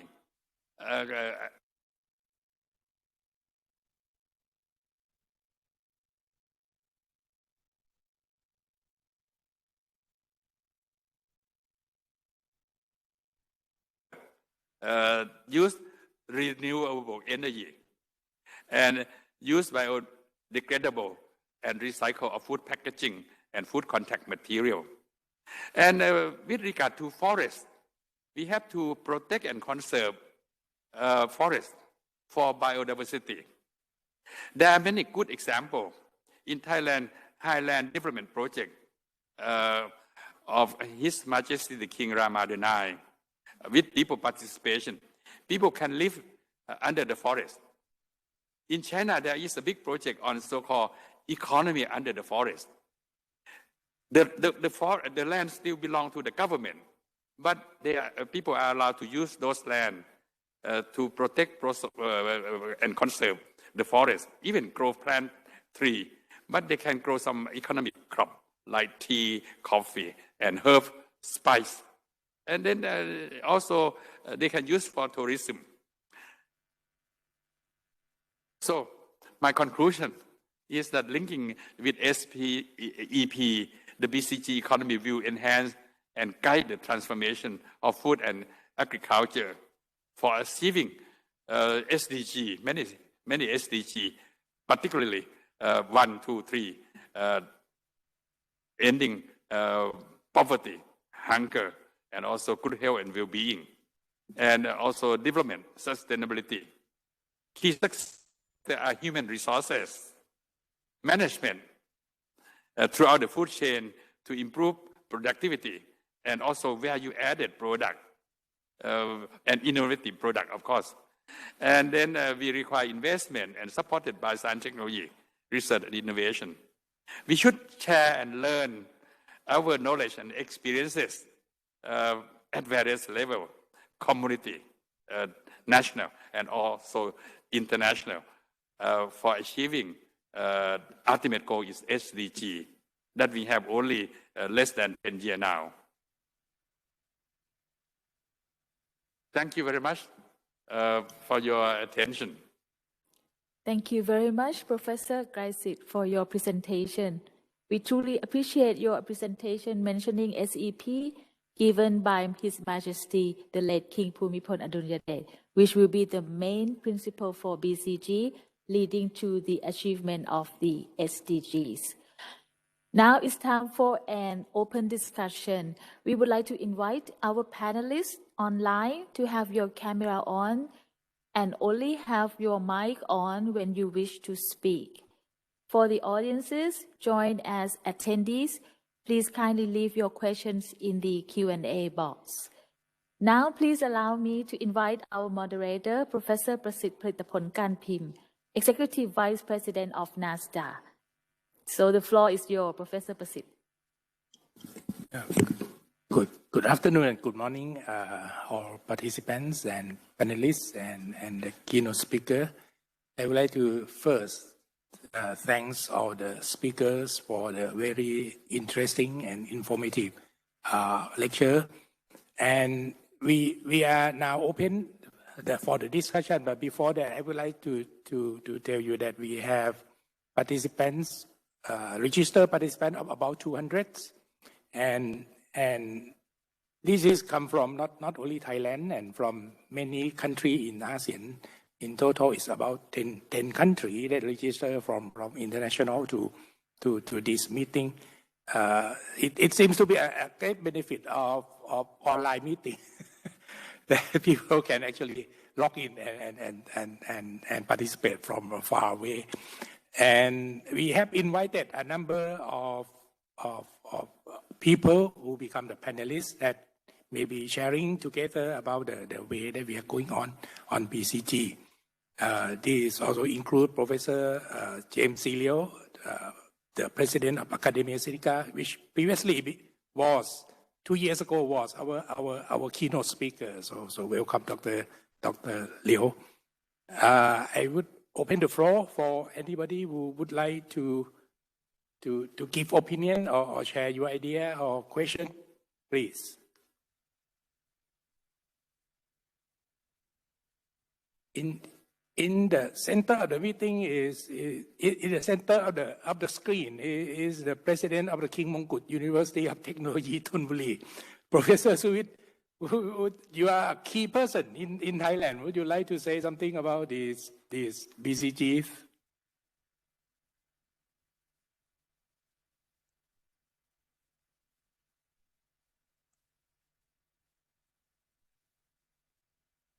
Sorry, I cannot hear you, Professor Suwit. Sorry.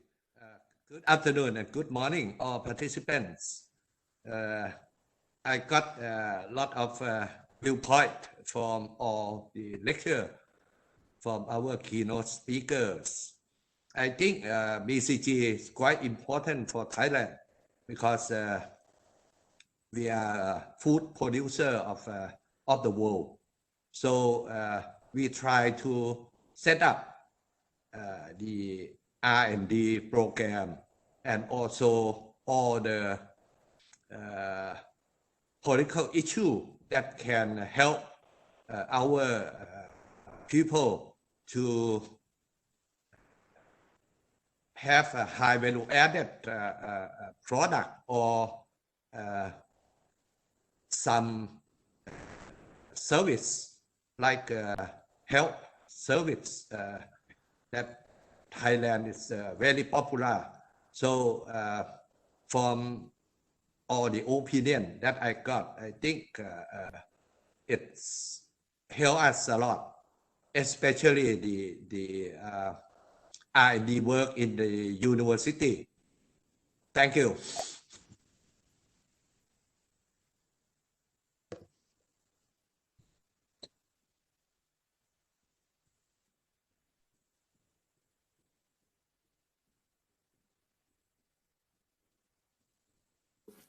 Hi, Professor Liu.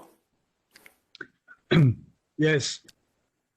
First, I'd like to congratulate you for a wonderful forum again.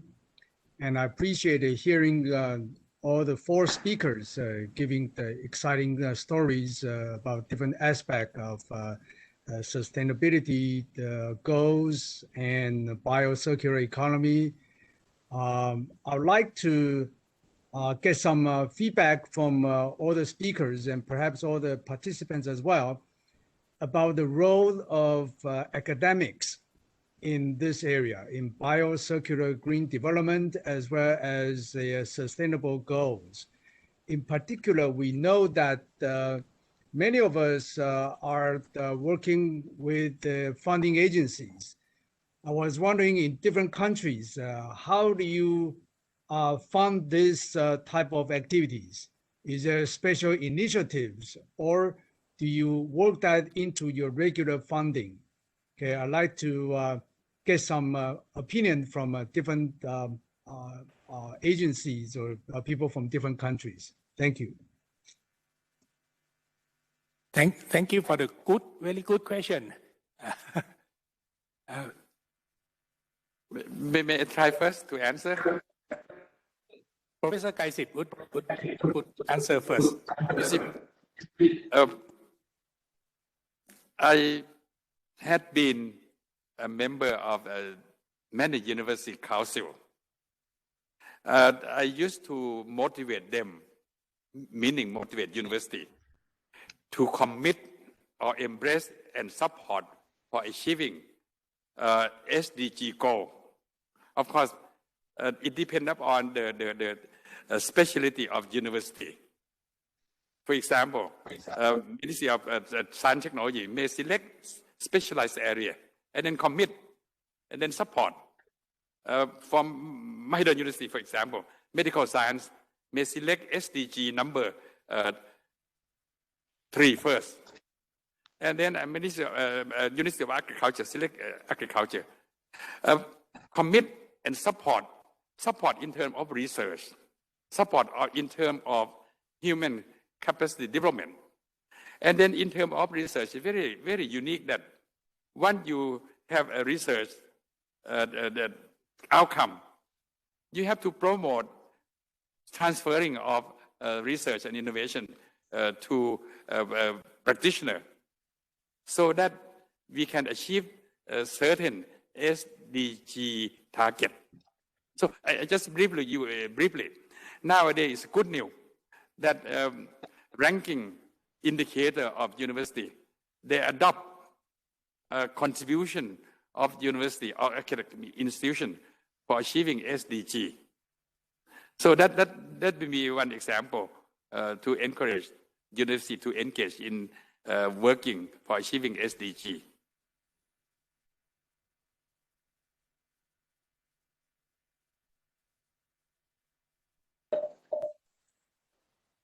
Thank you, Yes. Dr. Kraisid. I understand that Dr. Christensen have 2 questions for the panelists, is that right? Sorry. I am Hasan Mandal. Can I also contribute to the same question? Oh, yes, please. Yes, please. Yeah, okay. So, I mean, to answer at least from the Turkish funding agency part. So, I mean, we have been, I think is in 3 category maybe.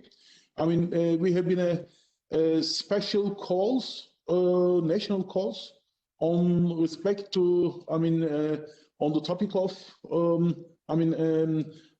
circular economy and, in a more general sense on the Green Deal.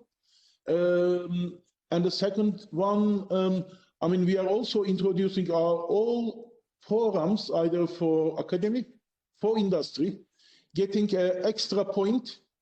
The first one is a special call, but the second one is all our ordinary calls. It's covering all subjects areas, but we are giving an extra point if the researcher is dealing on a Green Deal, so 15% than the normal. And third one is on the in the case of the either bilateral or multilateral, multinational type of initiatives. So our common language, which we prefer for our counterparts in the respective country. So we are opening the calls on the base of the SDGs, because this is which we think at the common understanding. Otherwise, we can put a lot of topics and make the discussion. But if we are saying, especially for the bilateral type of collaboration, so we are saying that which type of solutions or the research will be pointed out on relevance to the SDG number. So this is also giving a kind of a common language and understanding. And for example, in the case of the NASTA, we have been, the last call was on the topics of the, very, relevant to today. For the discussions on, we have been worked on the food security, biomaterials, and medical sciences. So that one, especially the first and second one, food security and biomaterials are relevant. So we are looking for and also these areas are relevant to the solutions or challenges of the SDGs. Chair, may I? So thank you very much, Professor Van Braun. Yep. Van Braun, I guess Thank you.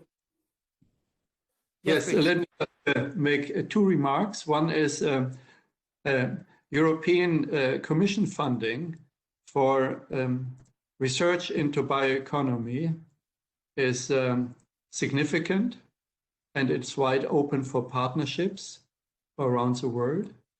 So it's not just for European researchers. Partly that also applies for German bioeconomy funding. The first 10 years of the bioeconomy initiatives in my country, in Germany, were largely stimulated by public research funding, research and innovation funding. In the meantime, also more funding in the private sector has come along. We are not at a level that comparable to, let's say, California or so with startup funding, but things happen in that direction. More broadly speaking, what role science in this bioeconomy? I think there's good news. If we look at the United Nations Food Systems Summit process, the UN leadership has appointed a special group of scientific advisors, 29 advisors, who shall shape the content and agenda and evidence base of the summit. That is new. So I think it has been understood that sustainability and bioeconomy and circular economy are very knowledge intensive, and that's why the role of science is growing and growing. Yeah. Thank you. May I answer some of the join the discussion about what President Liao has mentioned about this grant support for BCG economy, and in Taiwan, basically the research grant and R&D grant came from three sources. The first one is governmental agency. Our Ministry of Science and Technology provides a basic research grant for circular and green economy. And in addition to that, if this is more applied side, then the grant can come from this agriculture council or from this Ministry of Health and Welfare, as well as from the Ministry of Economic Affairs. And the third part of this kind of R&D grants are from this private sectors. And for instance, for the vaccine development, that's in our academia Sinica, we got this governmental grant, and from Ministry of Science and Technology also have the grants for this vaccine development, and also for our economy and Ministry of Health and Welfare. And of course, there's a public-private partnership. So basically, the BCG economy, the research grants or development grants are from different governmental agencies as well as private sectors in Taiwan. Very much. Thank you for sharing. We have a couple of questions from Dr. Christensen. Would you like to ask, please? Thank you very much. Let me please first congratulate the president of NSTDA for not only 30 years successful research, but also for organizing this symposium and this circle that we have today. You have chosen excellent topics and brilliant speakers. I'm very impressed about everything I heard. And I have two questions. Let me first explain who I am, please, first. I am the agricultural counselor at the German embassy here in Bangkok. And I'm very interested in learning about agriculture, but also learning about bioeconomy here in Thailand. And now I would like to pose my first question to Professor Joachim von Braun. We know each other now, I calculated 30 years. I don't know if you remember, we were 30 years ago, we organized a conference in Malaysia on sustainable agriculture or sustainability in general. And you were still working at IFPRI at that time. and I was a student. Now we meet again, and my question is concerning bioeconomy, and you highlighted very brilliantly the importance of knowledge, of research, innovation, and you pointed out that nowadays startups are bringing the new knowledge into practice, into life. I would like to ask you about the importance of the role of the policy, since I come from a political institution. How important do you see the connection between a coherence of bioeconomy policy to the interaction between different ministries, for example, the Ministry of Research and the Ministry of Agriculture? If I think back in Germany, the Minister of Research had done excellent work, excellent research done, and my Minister of Agriculture got interested, very interested in the moment when he learned that from this research results, his farmers could gain an extra income. So once he had learned about that, he was very interested to get connected to the Ministry of Research in order to put life into bioeconomy. Can you confirm this, and how do you see the importance of policy coherence in bringing more life into bioeconomy?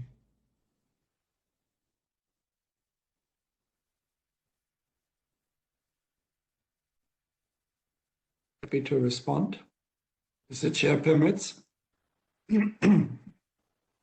Hello. Braun, please.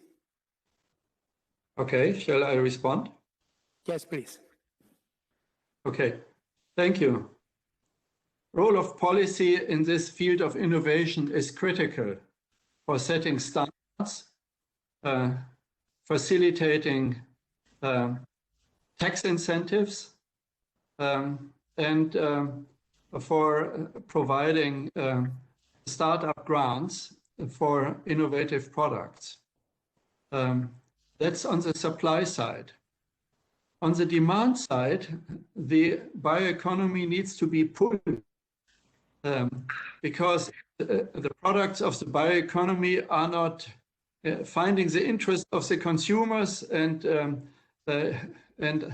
other actors in the value chains.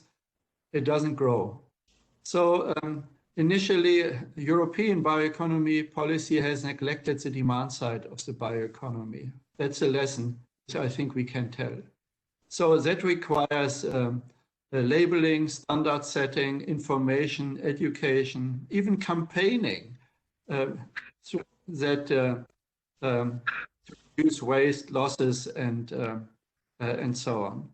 And yes, the rural economy has new income earning opportunities of more diversified value chains with new different types of raw materials feeding into the manufacturing sector. So it's not just food or bioenergy, it's a transformation of raw materials into new for instance, lignin-based products which revolutionize the housing and construction sector and so on. Let me stop there. Well, thank you very much. So you confirm the importance of the connection between the ministries. And very much so. And I would add that in Germany, the Environment Ministry, the Development Cooperation Ministry, in addition to the leading ministries, the Research and Education and the Agriculture Ministry, have played a significant role. So forming an interministerial committee has played a significant role, and that is an advice which we can also learn. It doesn't work easily. Ministries like to focus on their silo, but that's where science has played a role to bring them together on an evidence basis. Hello. May Thank I you. ask a question, please? Professor Yongyut, Yes.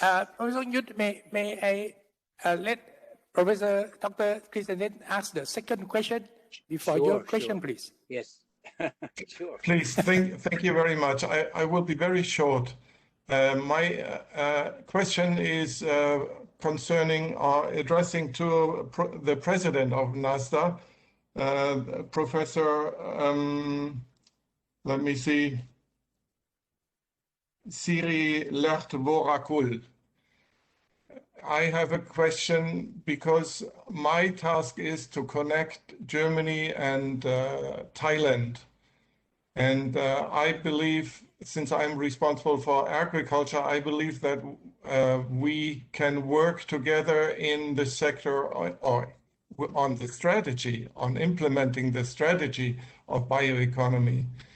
Do you see any possibilities, or any fields, any potential where Germany and Thailand may cooperate? Thank you very much for the good question. Before I answer your question, I would like to join pass to comment first of the Professor Liu. And also the question, the first question is the Dr. Chien-Jen has been asked. I think in Thailand, we practice on the interministerial committee because of the Thai cabinet had announced the BCG as the national agenda from this year. That's why the Prime Minister Prayut Chan-o-cha has set up a national committee on BCG, and he is the one who chaired the committee and asking for NASDA as the secretariat of that committee. This is the first time that research organization in Thailand been the one who are formulate the policy for the national policy on BCG. In the previous time, we not the secretariat people to do the national policy. This is one of the things that has been changed in Thailand, that we're using STI at the base of the strategy of the country. The second thing is we can co-create and also work cross-ministry by using this national committee. And the second one, we already set up the steering committee that chaired by the Minister of Higher Education, Science, Research and Innovation that NASDA belongs to. And also NASDA is the secretary of that steering committee as well. So we are the one, the key person that can arc the collaboration among the ministry in Thailand. In order to answer your second question, I will give you some of example. As Professor Braun had mentioned before, that Thailand is one of the partners to join the Global Bio Summit last year, and we are co-host. And also Professor Molokot is also one of the members of the governing board or the international board of the Global Bioeconomy. And also we work a lot of, we have a lot of projects together with the research institute in Germany, such as Zurich. We have set up some of the, we call it the,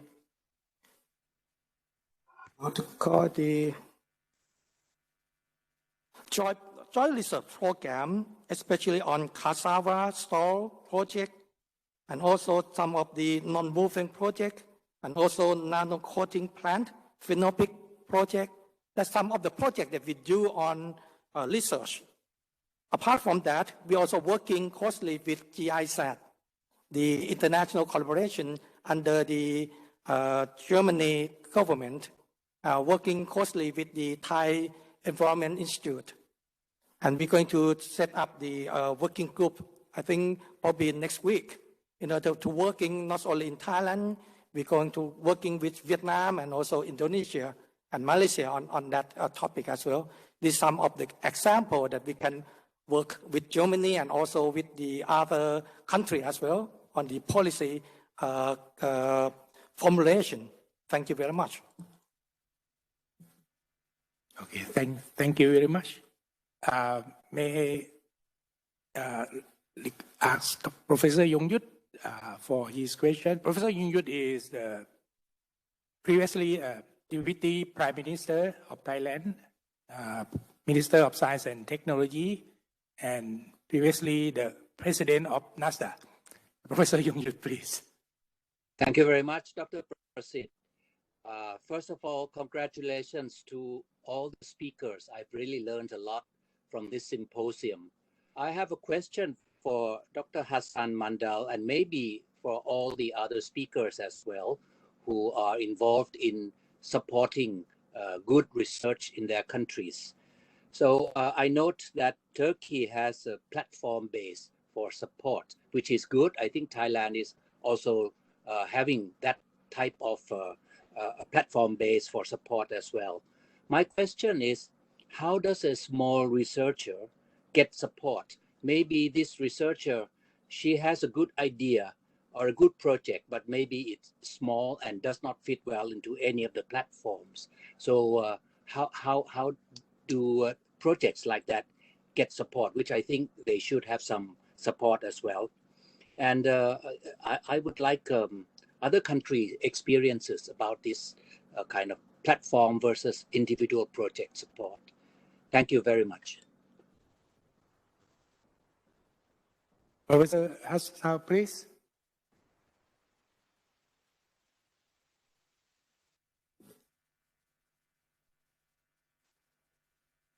I think you're muted.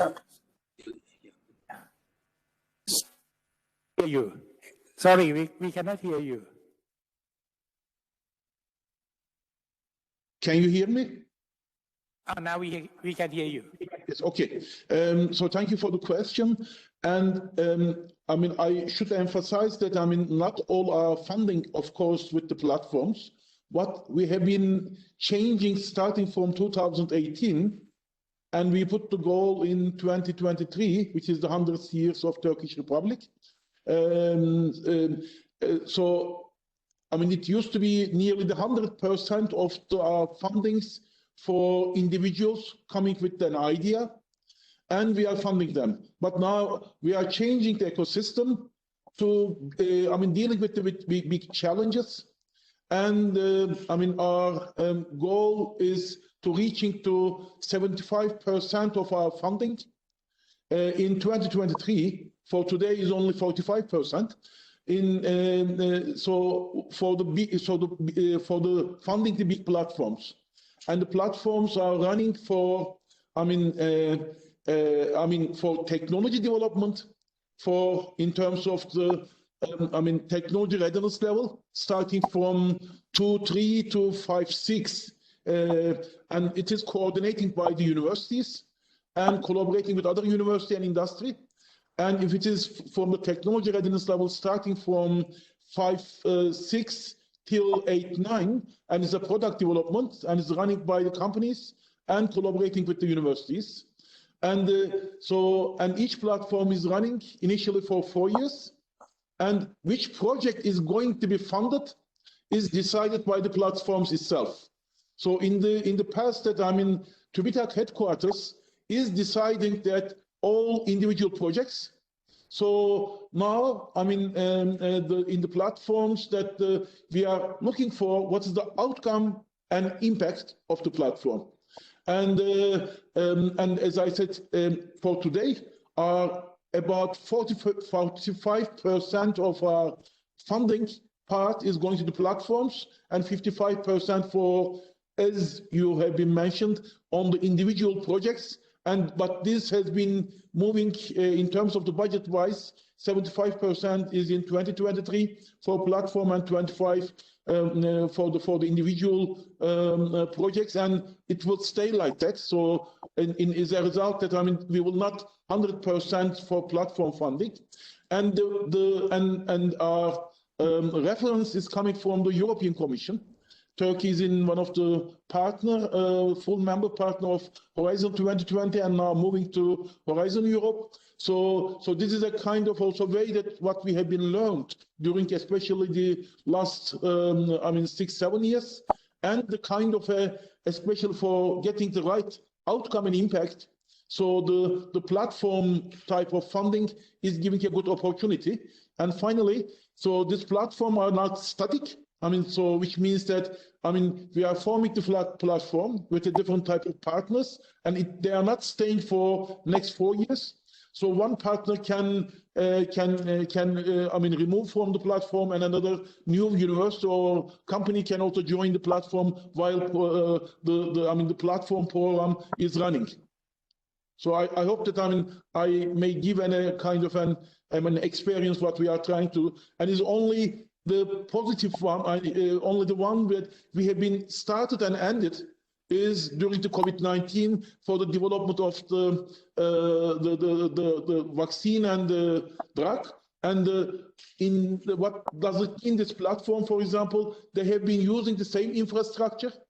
They are using the same consumables. I mean, especially during the pandemic is very, very important, the logistics, and also even they are using the same human resources for different projects. So the platforms not only bringing the projects together, but also changing the working atmosphere from individuals, from collaboration to co-creation.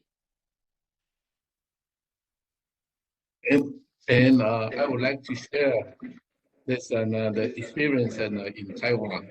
In Taiwan, basically, this research grants are from two sources. One is so-called bottom-up one.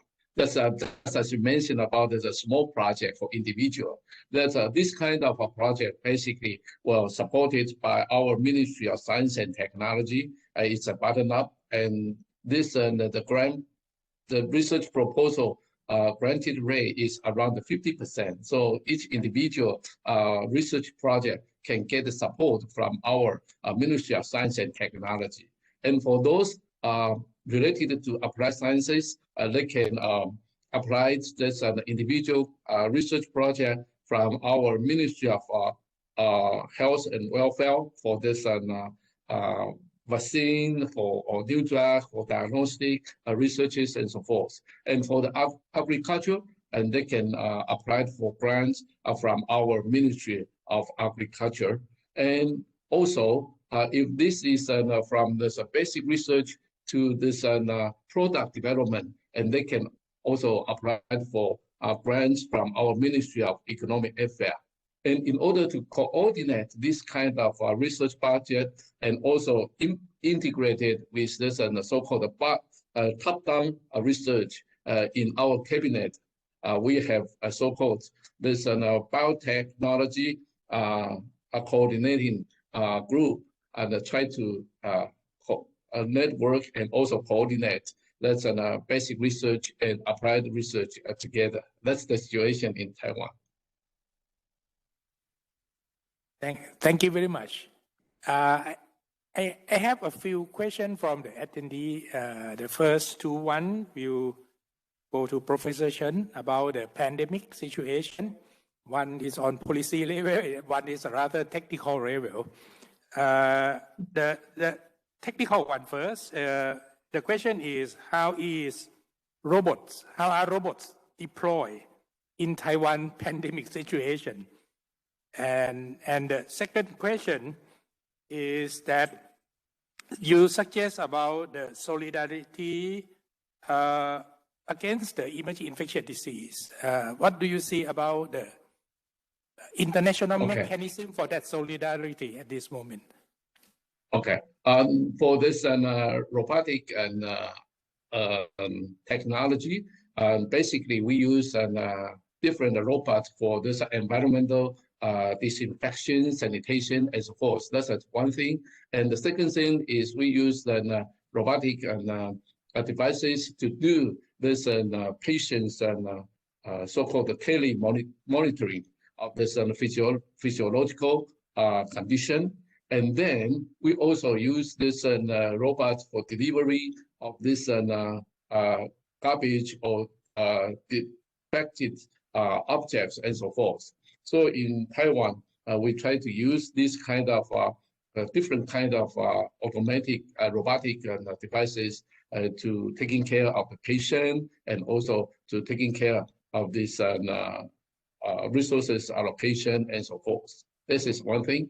And with regard to this international solidarity to combat with this pandemic, I think that World Health Organization may play a very important role. And in addition to that, there's a regional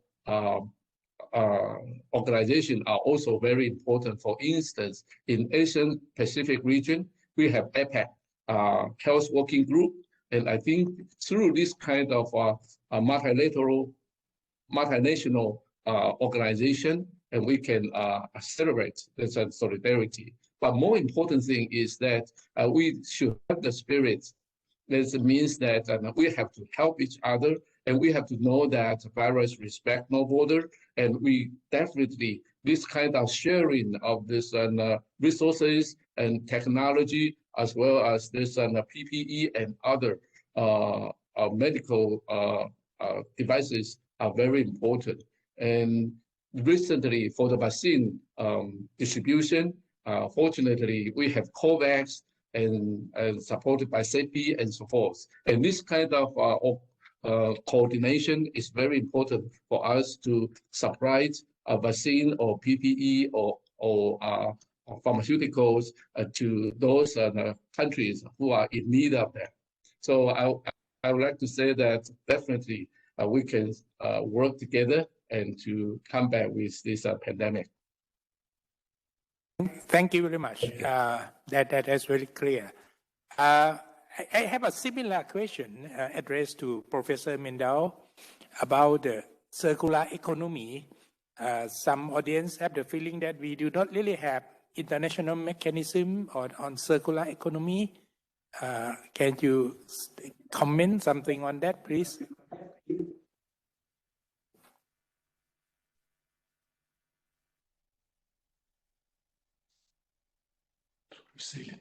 Başkanım, soruyu size ilettiler. Anlamadım ben soruyu. Bu sirküler ekonomi konusunda uluslararası bir şeyler yapıyor musunuz şeklinde bir soru geldi. I couldn't get the question. Can you ask one more, please? Sorry.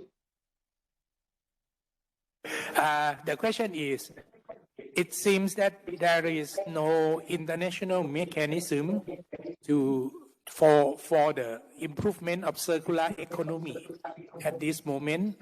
I would like to ask your comments on that situation, please. Yeah, okay, thank you. I mean, I think it's in one of the, in the case of the Turkey, again, one more, is a full partner of the European programs. And this is the, Horizon Europe, which will start it in 2021 for this year, for the next 7 years, is the top topic, is a Green Deal and the economy on the base of the, green economy. So in this respect, so this is a kind of a European initiative, but it is covering the, in a global sense. So, and also Thailand, I know very well, with a good link with the one of the special program for the Southeast Asia program of the European Commission, and also Turkey is collaborating with Thailand on this respect, not only bilaterally and also multinational one. So I think this is the answer from my respect that this in one side the UN SDGs is increasing the awareness in global sense, and also national authorities like Thailand, and at least in my country, also in Turkey, but also in regional one in Europe is taking this consideration is very top of the agenda. And I think in the next, at least for the 10 years, we will talk more and more on this topic. Thank you very much for the information. I have another question on bioeconomy. I understand that the bioeconomy is based mainly on agriculture, and one of the problems of agriculture is the fluctuation of the yield or the output of agricultural sector. How do you see that affect the planning of bioeconomy Maybe this question go to Professor Juan Braun or Professor Kraisid, please. Well, So, Joachim, you first. thank you. Agriculture is a volatile sector. You're very correct to mention that. What we have as a problem, I think we need to dissect. We have volatility and we have extreme price volatility and fluctuations. And extreme events increase with climate change. So against that background, we need to have investments in stabilizing production and markets. Trade is a key factor for stability, but science and technology, resilience against temperature and humidity shocks is key to facilitate a more stable sector. But instability also is an opportunity for the bioeconomy, because if you have excess production, can divert raw material flexibly into biomanufacturing. And if the food economy is short and with high prices, you need to reduce that buffer opportunity in order to facilitate a food first and food sector protection. So it requires an intelligent dealing with the instability issues, and I'm grateful that you mentioned that issue. Thank you. Thank you. Professor Kraisid, would you like to add something on this? Well, I have very little to add. That's why I think we have to emphasize a lot of basic practice in agriculture and food system, so that it will be more or less more stable. Obviously, nowadays, it's very difficult to predict the yield because of climate change. And at the same time, also, the price have been very fluctuated, particularly international competition. However, I still think that we have to emphasize on the farmer and farming, a group of farmers, and also knowledge base. And then start with the basic, so that we can predict, at least forecast what will happen. And then I also agree with Joachim that we have to think carefully about demand and supply, so that we can manage at national level through the policy, and then can manage at a local area through planning. So just to have a short answer for that. Thank you very much. Chairman? Yes, please. Professor Molokot, please. Yeah. Professor Molokot. Just to continue with this question, may I ask Dr. Kraisid and Professor Joachim, probably you can give advice or something like that. Right now, we talk about the healthy diets. So it means that, people, they said the population now they eat more, like more starch than, vegetable and fruit.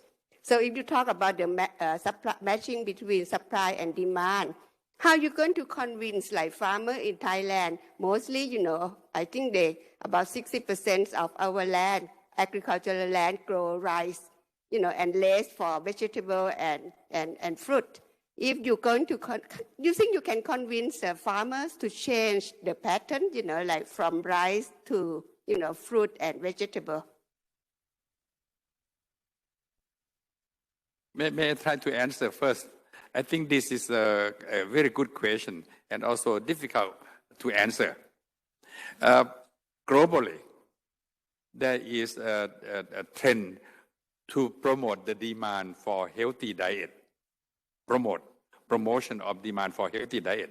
There are many international recommendations. So not only not only simple quality, but it's combination of various food groups, so that people will receive high quality energy source from carbohydrate, protein, and fat with high quality protein and also high quality fat. And at the same time, reduce sugar consumption, particularly purify sugar. Then eat a lot of fruit and vegetable, and also fish. So the demand are there. Of course, with regard to dairy product, for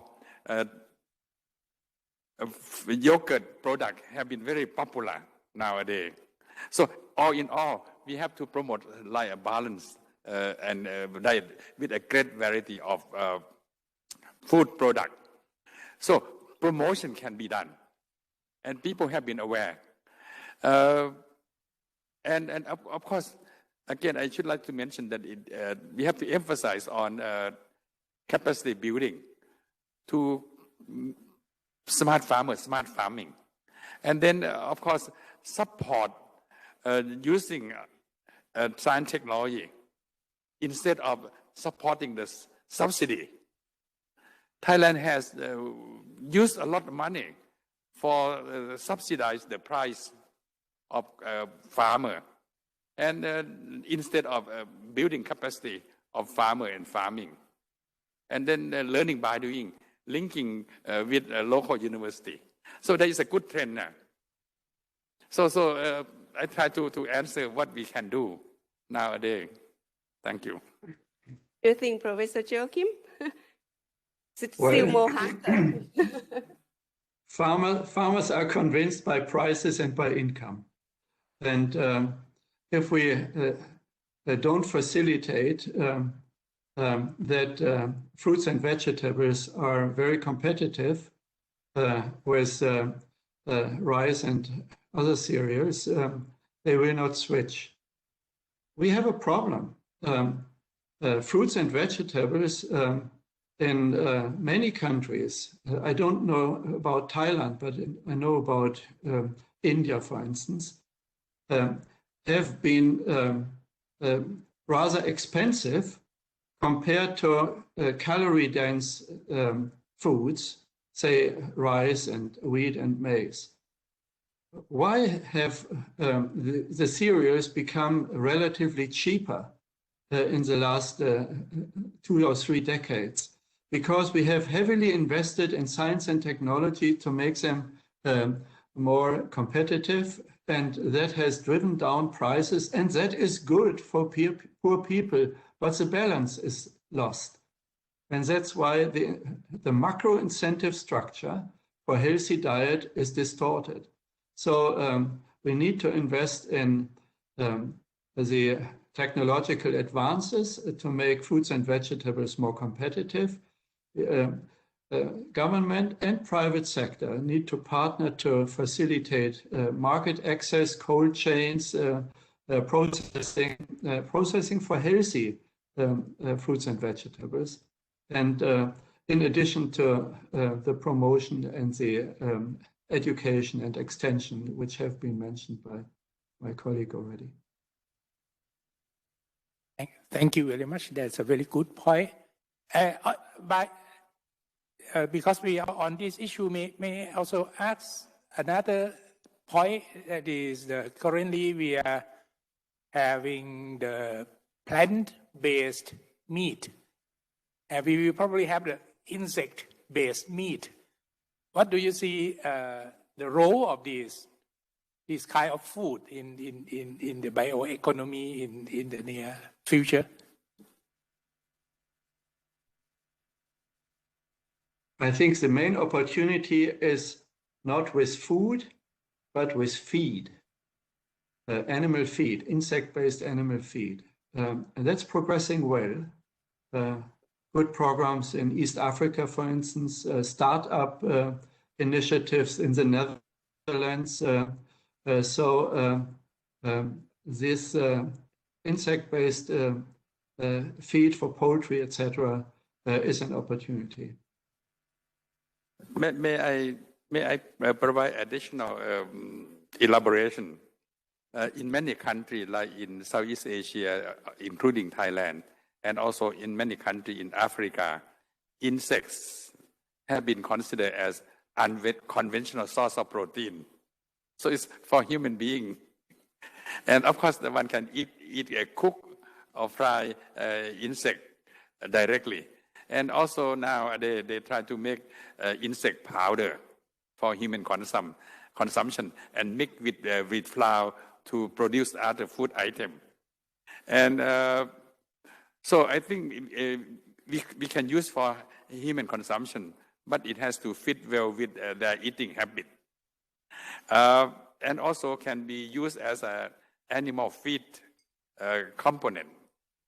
With regard to plant protein, I think this is a new trend also because people eat red meat, particularly red meat. So they are looking for product from bean, particularly soybean. And it has been a traditional eating habit in this area, in Taiwan, China, in Southeast Asia. So one can promote this. So all in all, the whole thing, including red meat, eat more soy-based product, more fruit, vegetable.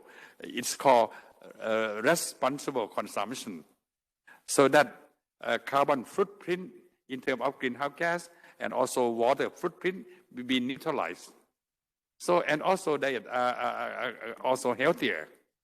But it will take time to change people eating behavior. Thank you. This is what you call cultural diversity. Usually, you know cricket. I usually show this slide, when I talk about, like biodiversity. Cricket in US, they call pest. In China, they call pets, PET. And in Thailand, we call appetizer. Okay. Yeah. That in Thailand we are quite familiar with insect food, and we are willing to serve you sometimes if you have a chance to come to Thailand. I'm not kidding. With a healthy diet, you have to be cultural accepted as well, right? Yeah. I have another question, which is more scientific, probably addressed to Professor Leo. We have several projects on carbon dioxide capture. How do you think the carbon dioxide capture things fit to this BCG economy? Sorry, I cannot hear you. Okay. I think carbon dioxide capture is a necessity in the future. It's very, very important. Although the current technologies are still quite expensive, but I see that as the key component for the whole world to reach a net zero by year 2050. And so, although currently it's still far away to use carbon dioxide to produce chemicals, materials, or energy, but this is the way that I think it has to go. And that couples very well with the bioeconomy. So initially, we use plants via agriculture to take advantage of photosynthesis to capture CO2. And then we process the plant materials to chemicals and materials or even energy. In the future, we'll have to learn how to increase the efficiency of this process and maybe using chemical mimicry instead of using the whole plant to fix CO2. And that includes many things that people have talked about in recent years, including using microorganisms, using enzymes, using various new catalysts to directly harvest CO2, first from flue gas and then eventually from air. So I see this will be a necessary way to go in the long run. But when I say long run, that means 30 years, because we need to achieve all these by 2050. Thank you very much for your point. Speaking of that, yes. Can I follow up with a question to all the participants? if we want to develop bioeconomy or eventually carbon dioxide capture, we will need to consider carbon price or carbon tax. I'd like to get the feedback from various countries. How do your countries see the feasibility of carbon tax or carbon price?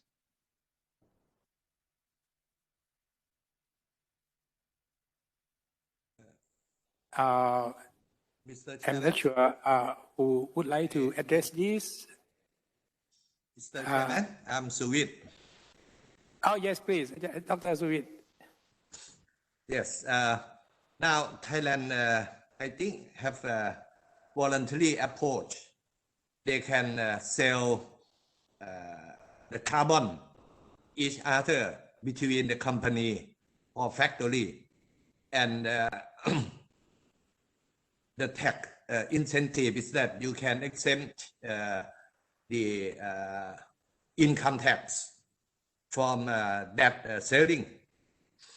So this is, I mean, the policy of our governments, because at this moment, what we call the price of CO2 is quite low, because we based on the international price. So it now just, I think, it's below $1 per ton. but like the ethanol factory, bioethanol factory can sell a lot to cement industry or something, because our, I mean, export good should meet the standard like EU standard or Japan or Korea standard for the emission. So they trade together. So that's my answer. Thank you. Thank you very much. Professor Mandal, can you share some? Can you share something about the carbon? Yeah, I mean, I can only say that I can only say that it is still in a policy level. I mean, for year, in one side is yes, year 2050 is zero emission, but also there is a much more nearest time on 2030 agenda as well. So and Turkey now is is also working on very much on cement and ceramic and steel industry, and so these are the highest potentials for the carbon emission side. So I can only transparently say that at a policy level, yes, for 2030 there is a certain goals and initiatives, but still in early stage. And we, as my agency is TÜBITAK, we have been put most of our agenda on the carbon capturing and also reaching to the 2030 goals. So this is my answer. Thank you very much for sharing this. I'm not sure whether we have some information in Germany at this moment. Carbon price is considered as a key policy instrument in the European Union and in Germany. Carbon price has for quite some time been rather low, about 20 euros a ton, but there are plans to use the instrument much more in the future. Carbon needs to be priced at its shadow price, at its shadow cost. So meaning the damage every ton does in the long term, which is calculated more at a level between 60 and 120 euros a ton, will probably in the long term be the price which we have to pay. Thank you. Thank you very much. Actually, we do not hear from Taiwan yet. Okay, well, for this carbon price and carbon tax is still it's been discussed in our Congress, so not finalized yet. But you know that we know that's the goal of 2050 to have zero carbon.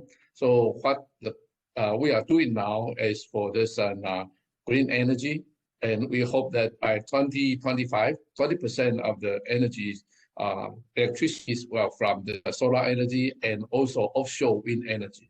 And our industry of offshore wind energy is booming quite well. But for the carbon tax and carbon price, we still under the discussion. We have not made any kind of mandatory statement for that.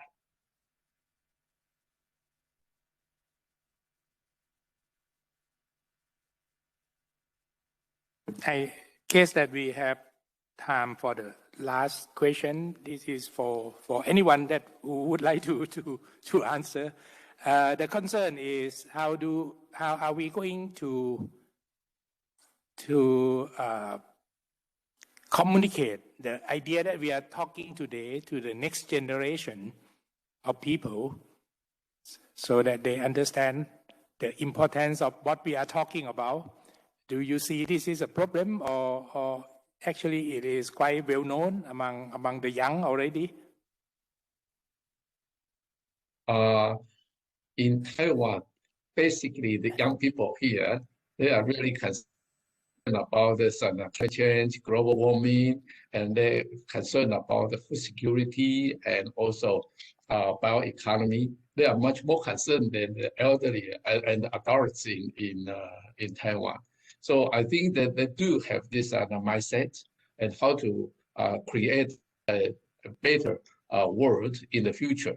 But I think that we have to work together and foster the public and private through the public and private partnership in order to engage in a better world and through this very efficient and effective biocircular and green economy policies. So that's the situation in Taiwan. Young people always have more dream about the future than the adults. Thank you. Thank you very much. Are there anybody who would like to comment about the situation of the young? Professor Mandal, would you like to share something about that? Yeah, I mean, maybe a contribution as well in the same respect. So, I mean, till COVID-19, maybe, I mean, we have been considering the type of collaboration or co-creation between the university, academics, industry, and the government. And the COVID-19 has been, I mean, at least from our experience in Turkey, it has been engaging more with the society, because especially when we are talking about the COVID-19, that there is a more, effect on the society. I mean, rather than the economy, what is the effect on the society in sociologically, psychologically? So, so when we are dealing with this type of challenges, and also, I mean, reflecting to the, green economy, biocircular green economy. So in the same respect, so the more involvement of the society into this type of topics and challenges will create a better outcome and impact. And when we are considering the society, so the young generation is the top priority. So this is my contribution. Thank you very much. We start with COVID-19. We probably need to finish the last question. We have a couple of minutes probably. How do you see the BCG principle can be used to prevent the next pandemic, if it is possible? I'm not sure. Professor Chen, can you share Yes, I Your think thoughts, that the principles is that COVID-19 indeed accelerates this the progress in our biotechnology in this invention of vaccine, antivirals, and diagnostic. I think that this is a good sign from the science. We can accelerate our biotechnology for this generate good antiviral vaccine and diagnostic for the future pandemic. But more importantly, I will consider that this transparency and this reporting of any epidemic when there's only a couple of cases. This country or endemic area has to be helped by the World Health Organization and other countries to put off the fire at the very beginning. For this instance, say COVID-19, if we can help China to contain this COVID-19 outbreak in December 2019, it will not spread out. So that's a good reporting system and help this kind of country to contain the outbreak is definitely very important. Keep good surveillance on it. I think that Ebola is a very good example.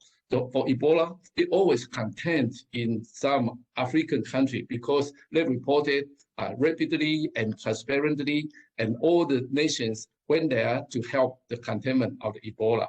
So I think that in the future, we need a very good reporting system, surveillance system, and have a good system to invent vaccine and diagnostic as soon as possible. Through this kind of effort, and this means there's a science and technology as well as there's a solidarity to help each other.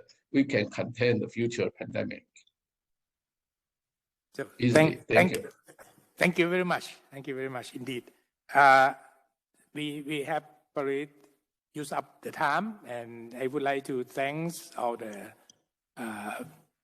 keynote speaker, all the participants, and all the panelists for the really fruitful discussion. I learned a lot from the discussion. Thank you very much again, and I would like to pass it back to the moderator, Professor Lily, please.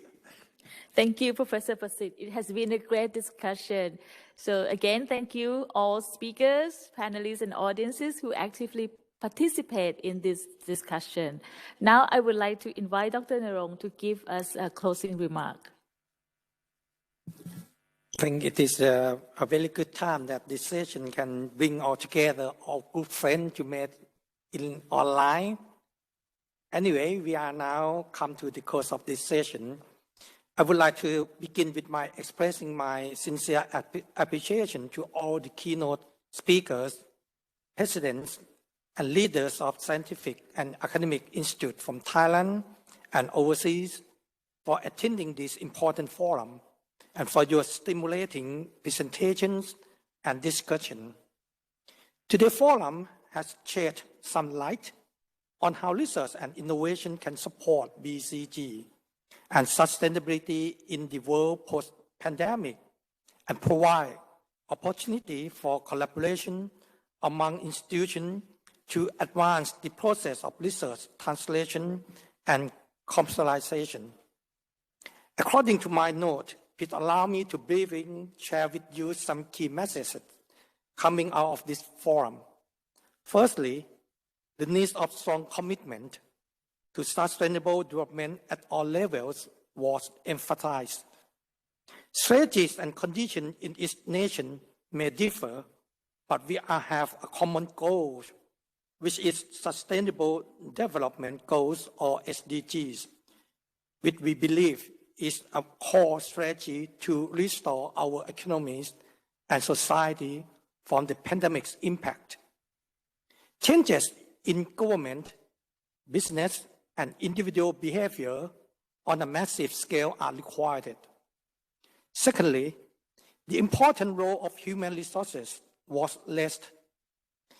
It has been established that STI has enormous potential to improve the economies and society and maintain the balance of ecosystem. However, the power of STI cannot be unleashed without the support of the right human capabilities skill, and talent. Therefore, building a knowledge-based society and prepare people to be more resilient to change is also important. Thirdly, we need to enhance knowledge sharing of BCG across the nations to support networking of people, authorities, and stakeholders that is responsive to the dynamism of these issues.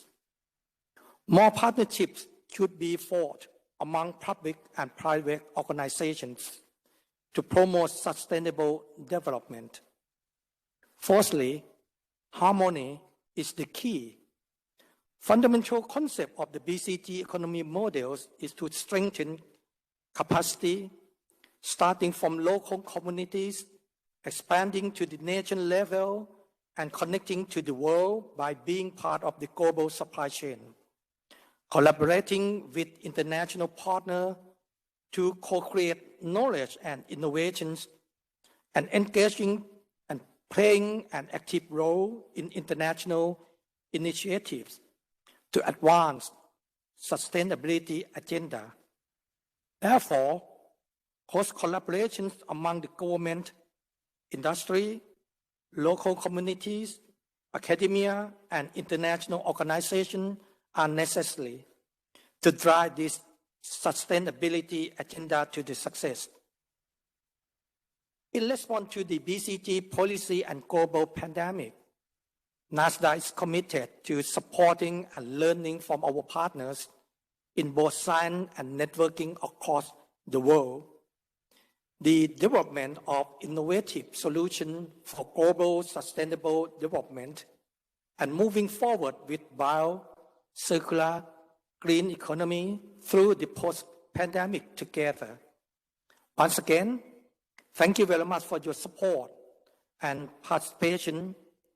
We, NASDAQ, look forward to our fruitful cooperation in years ahead. Thank you very much. ขอบคุณครับ Thank you very much, Dr. Narong.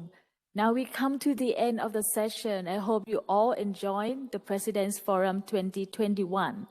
Hope to see you all again next year. Until then, please stay safe and thank you very much again. Bye. Goodbye, everyone. Bye-bye. Bye.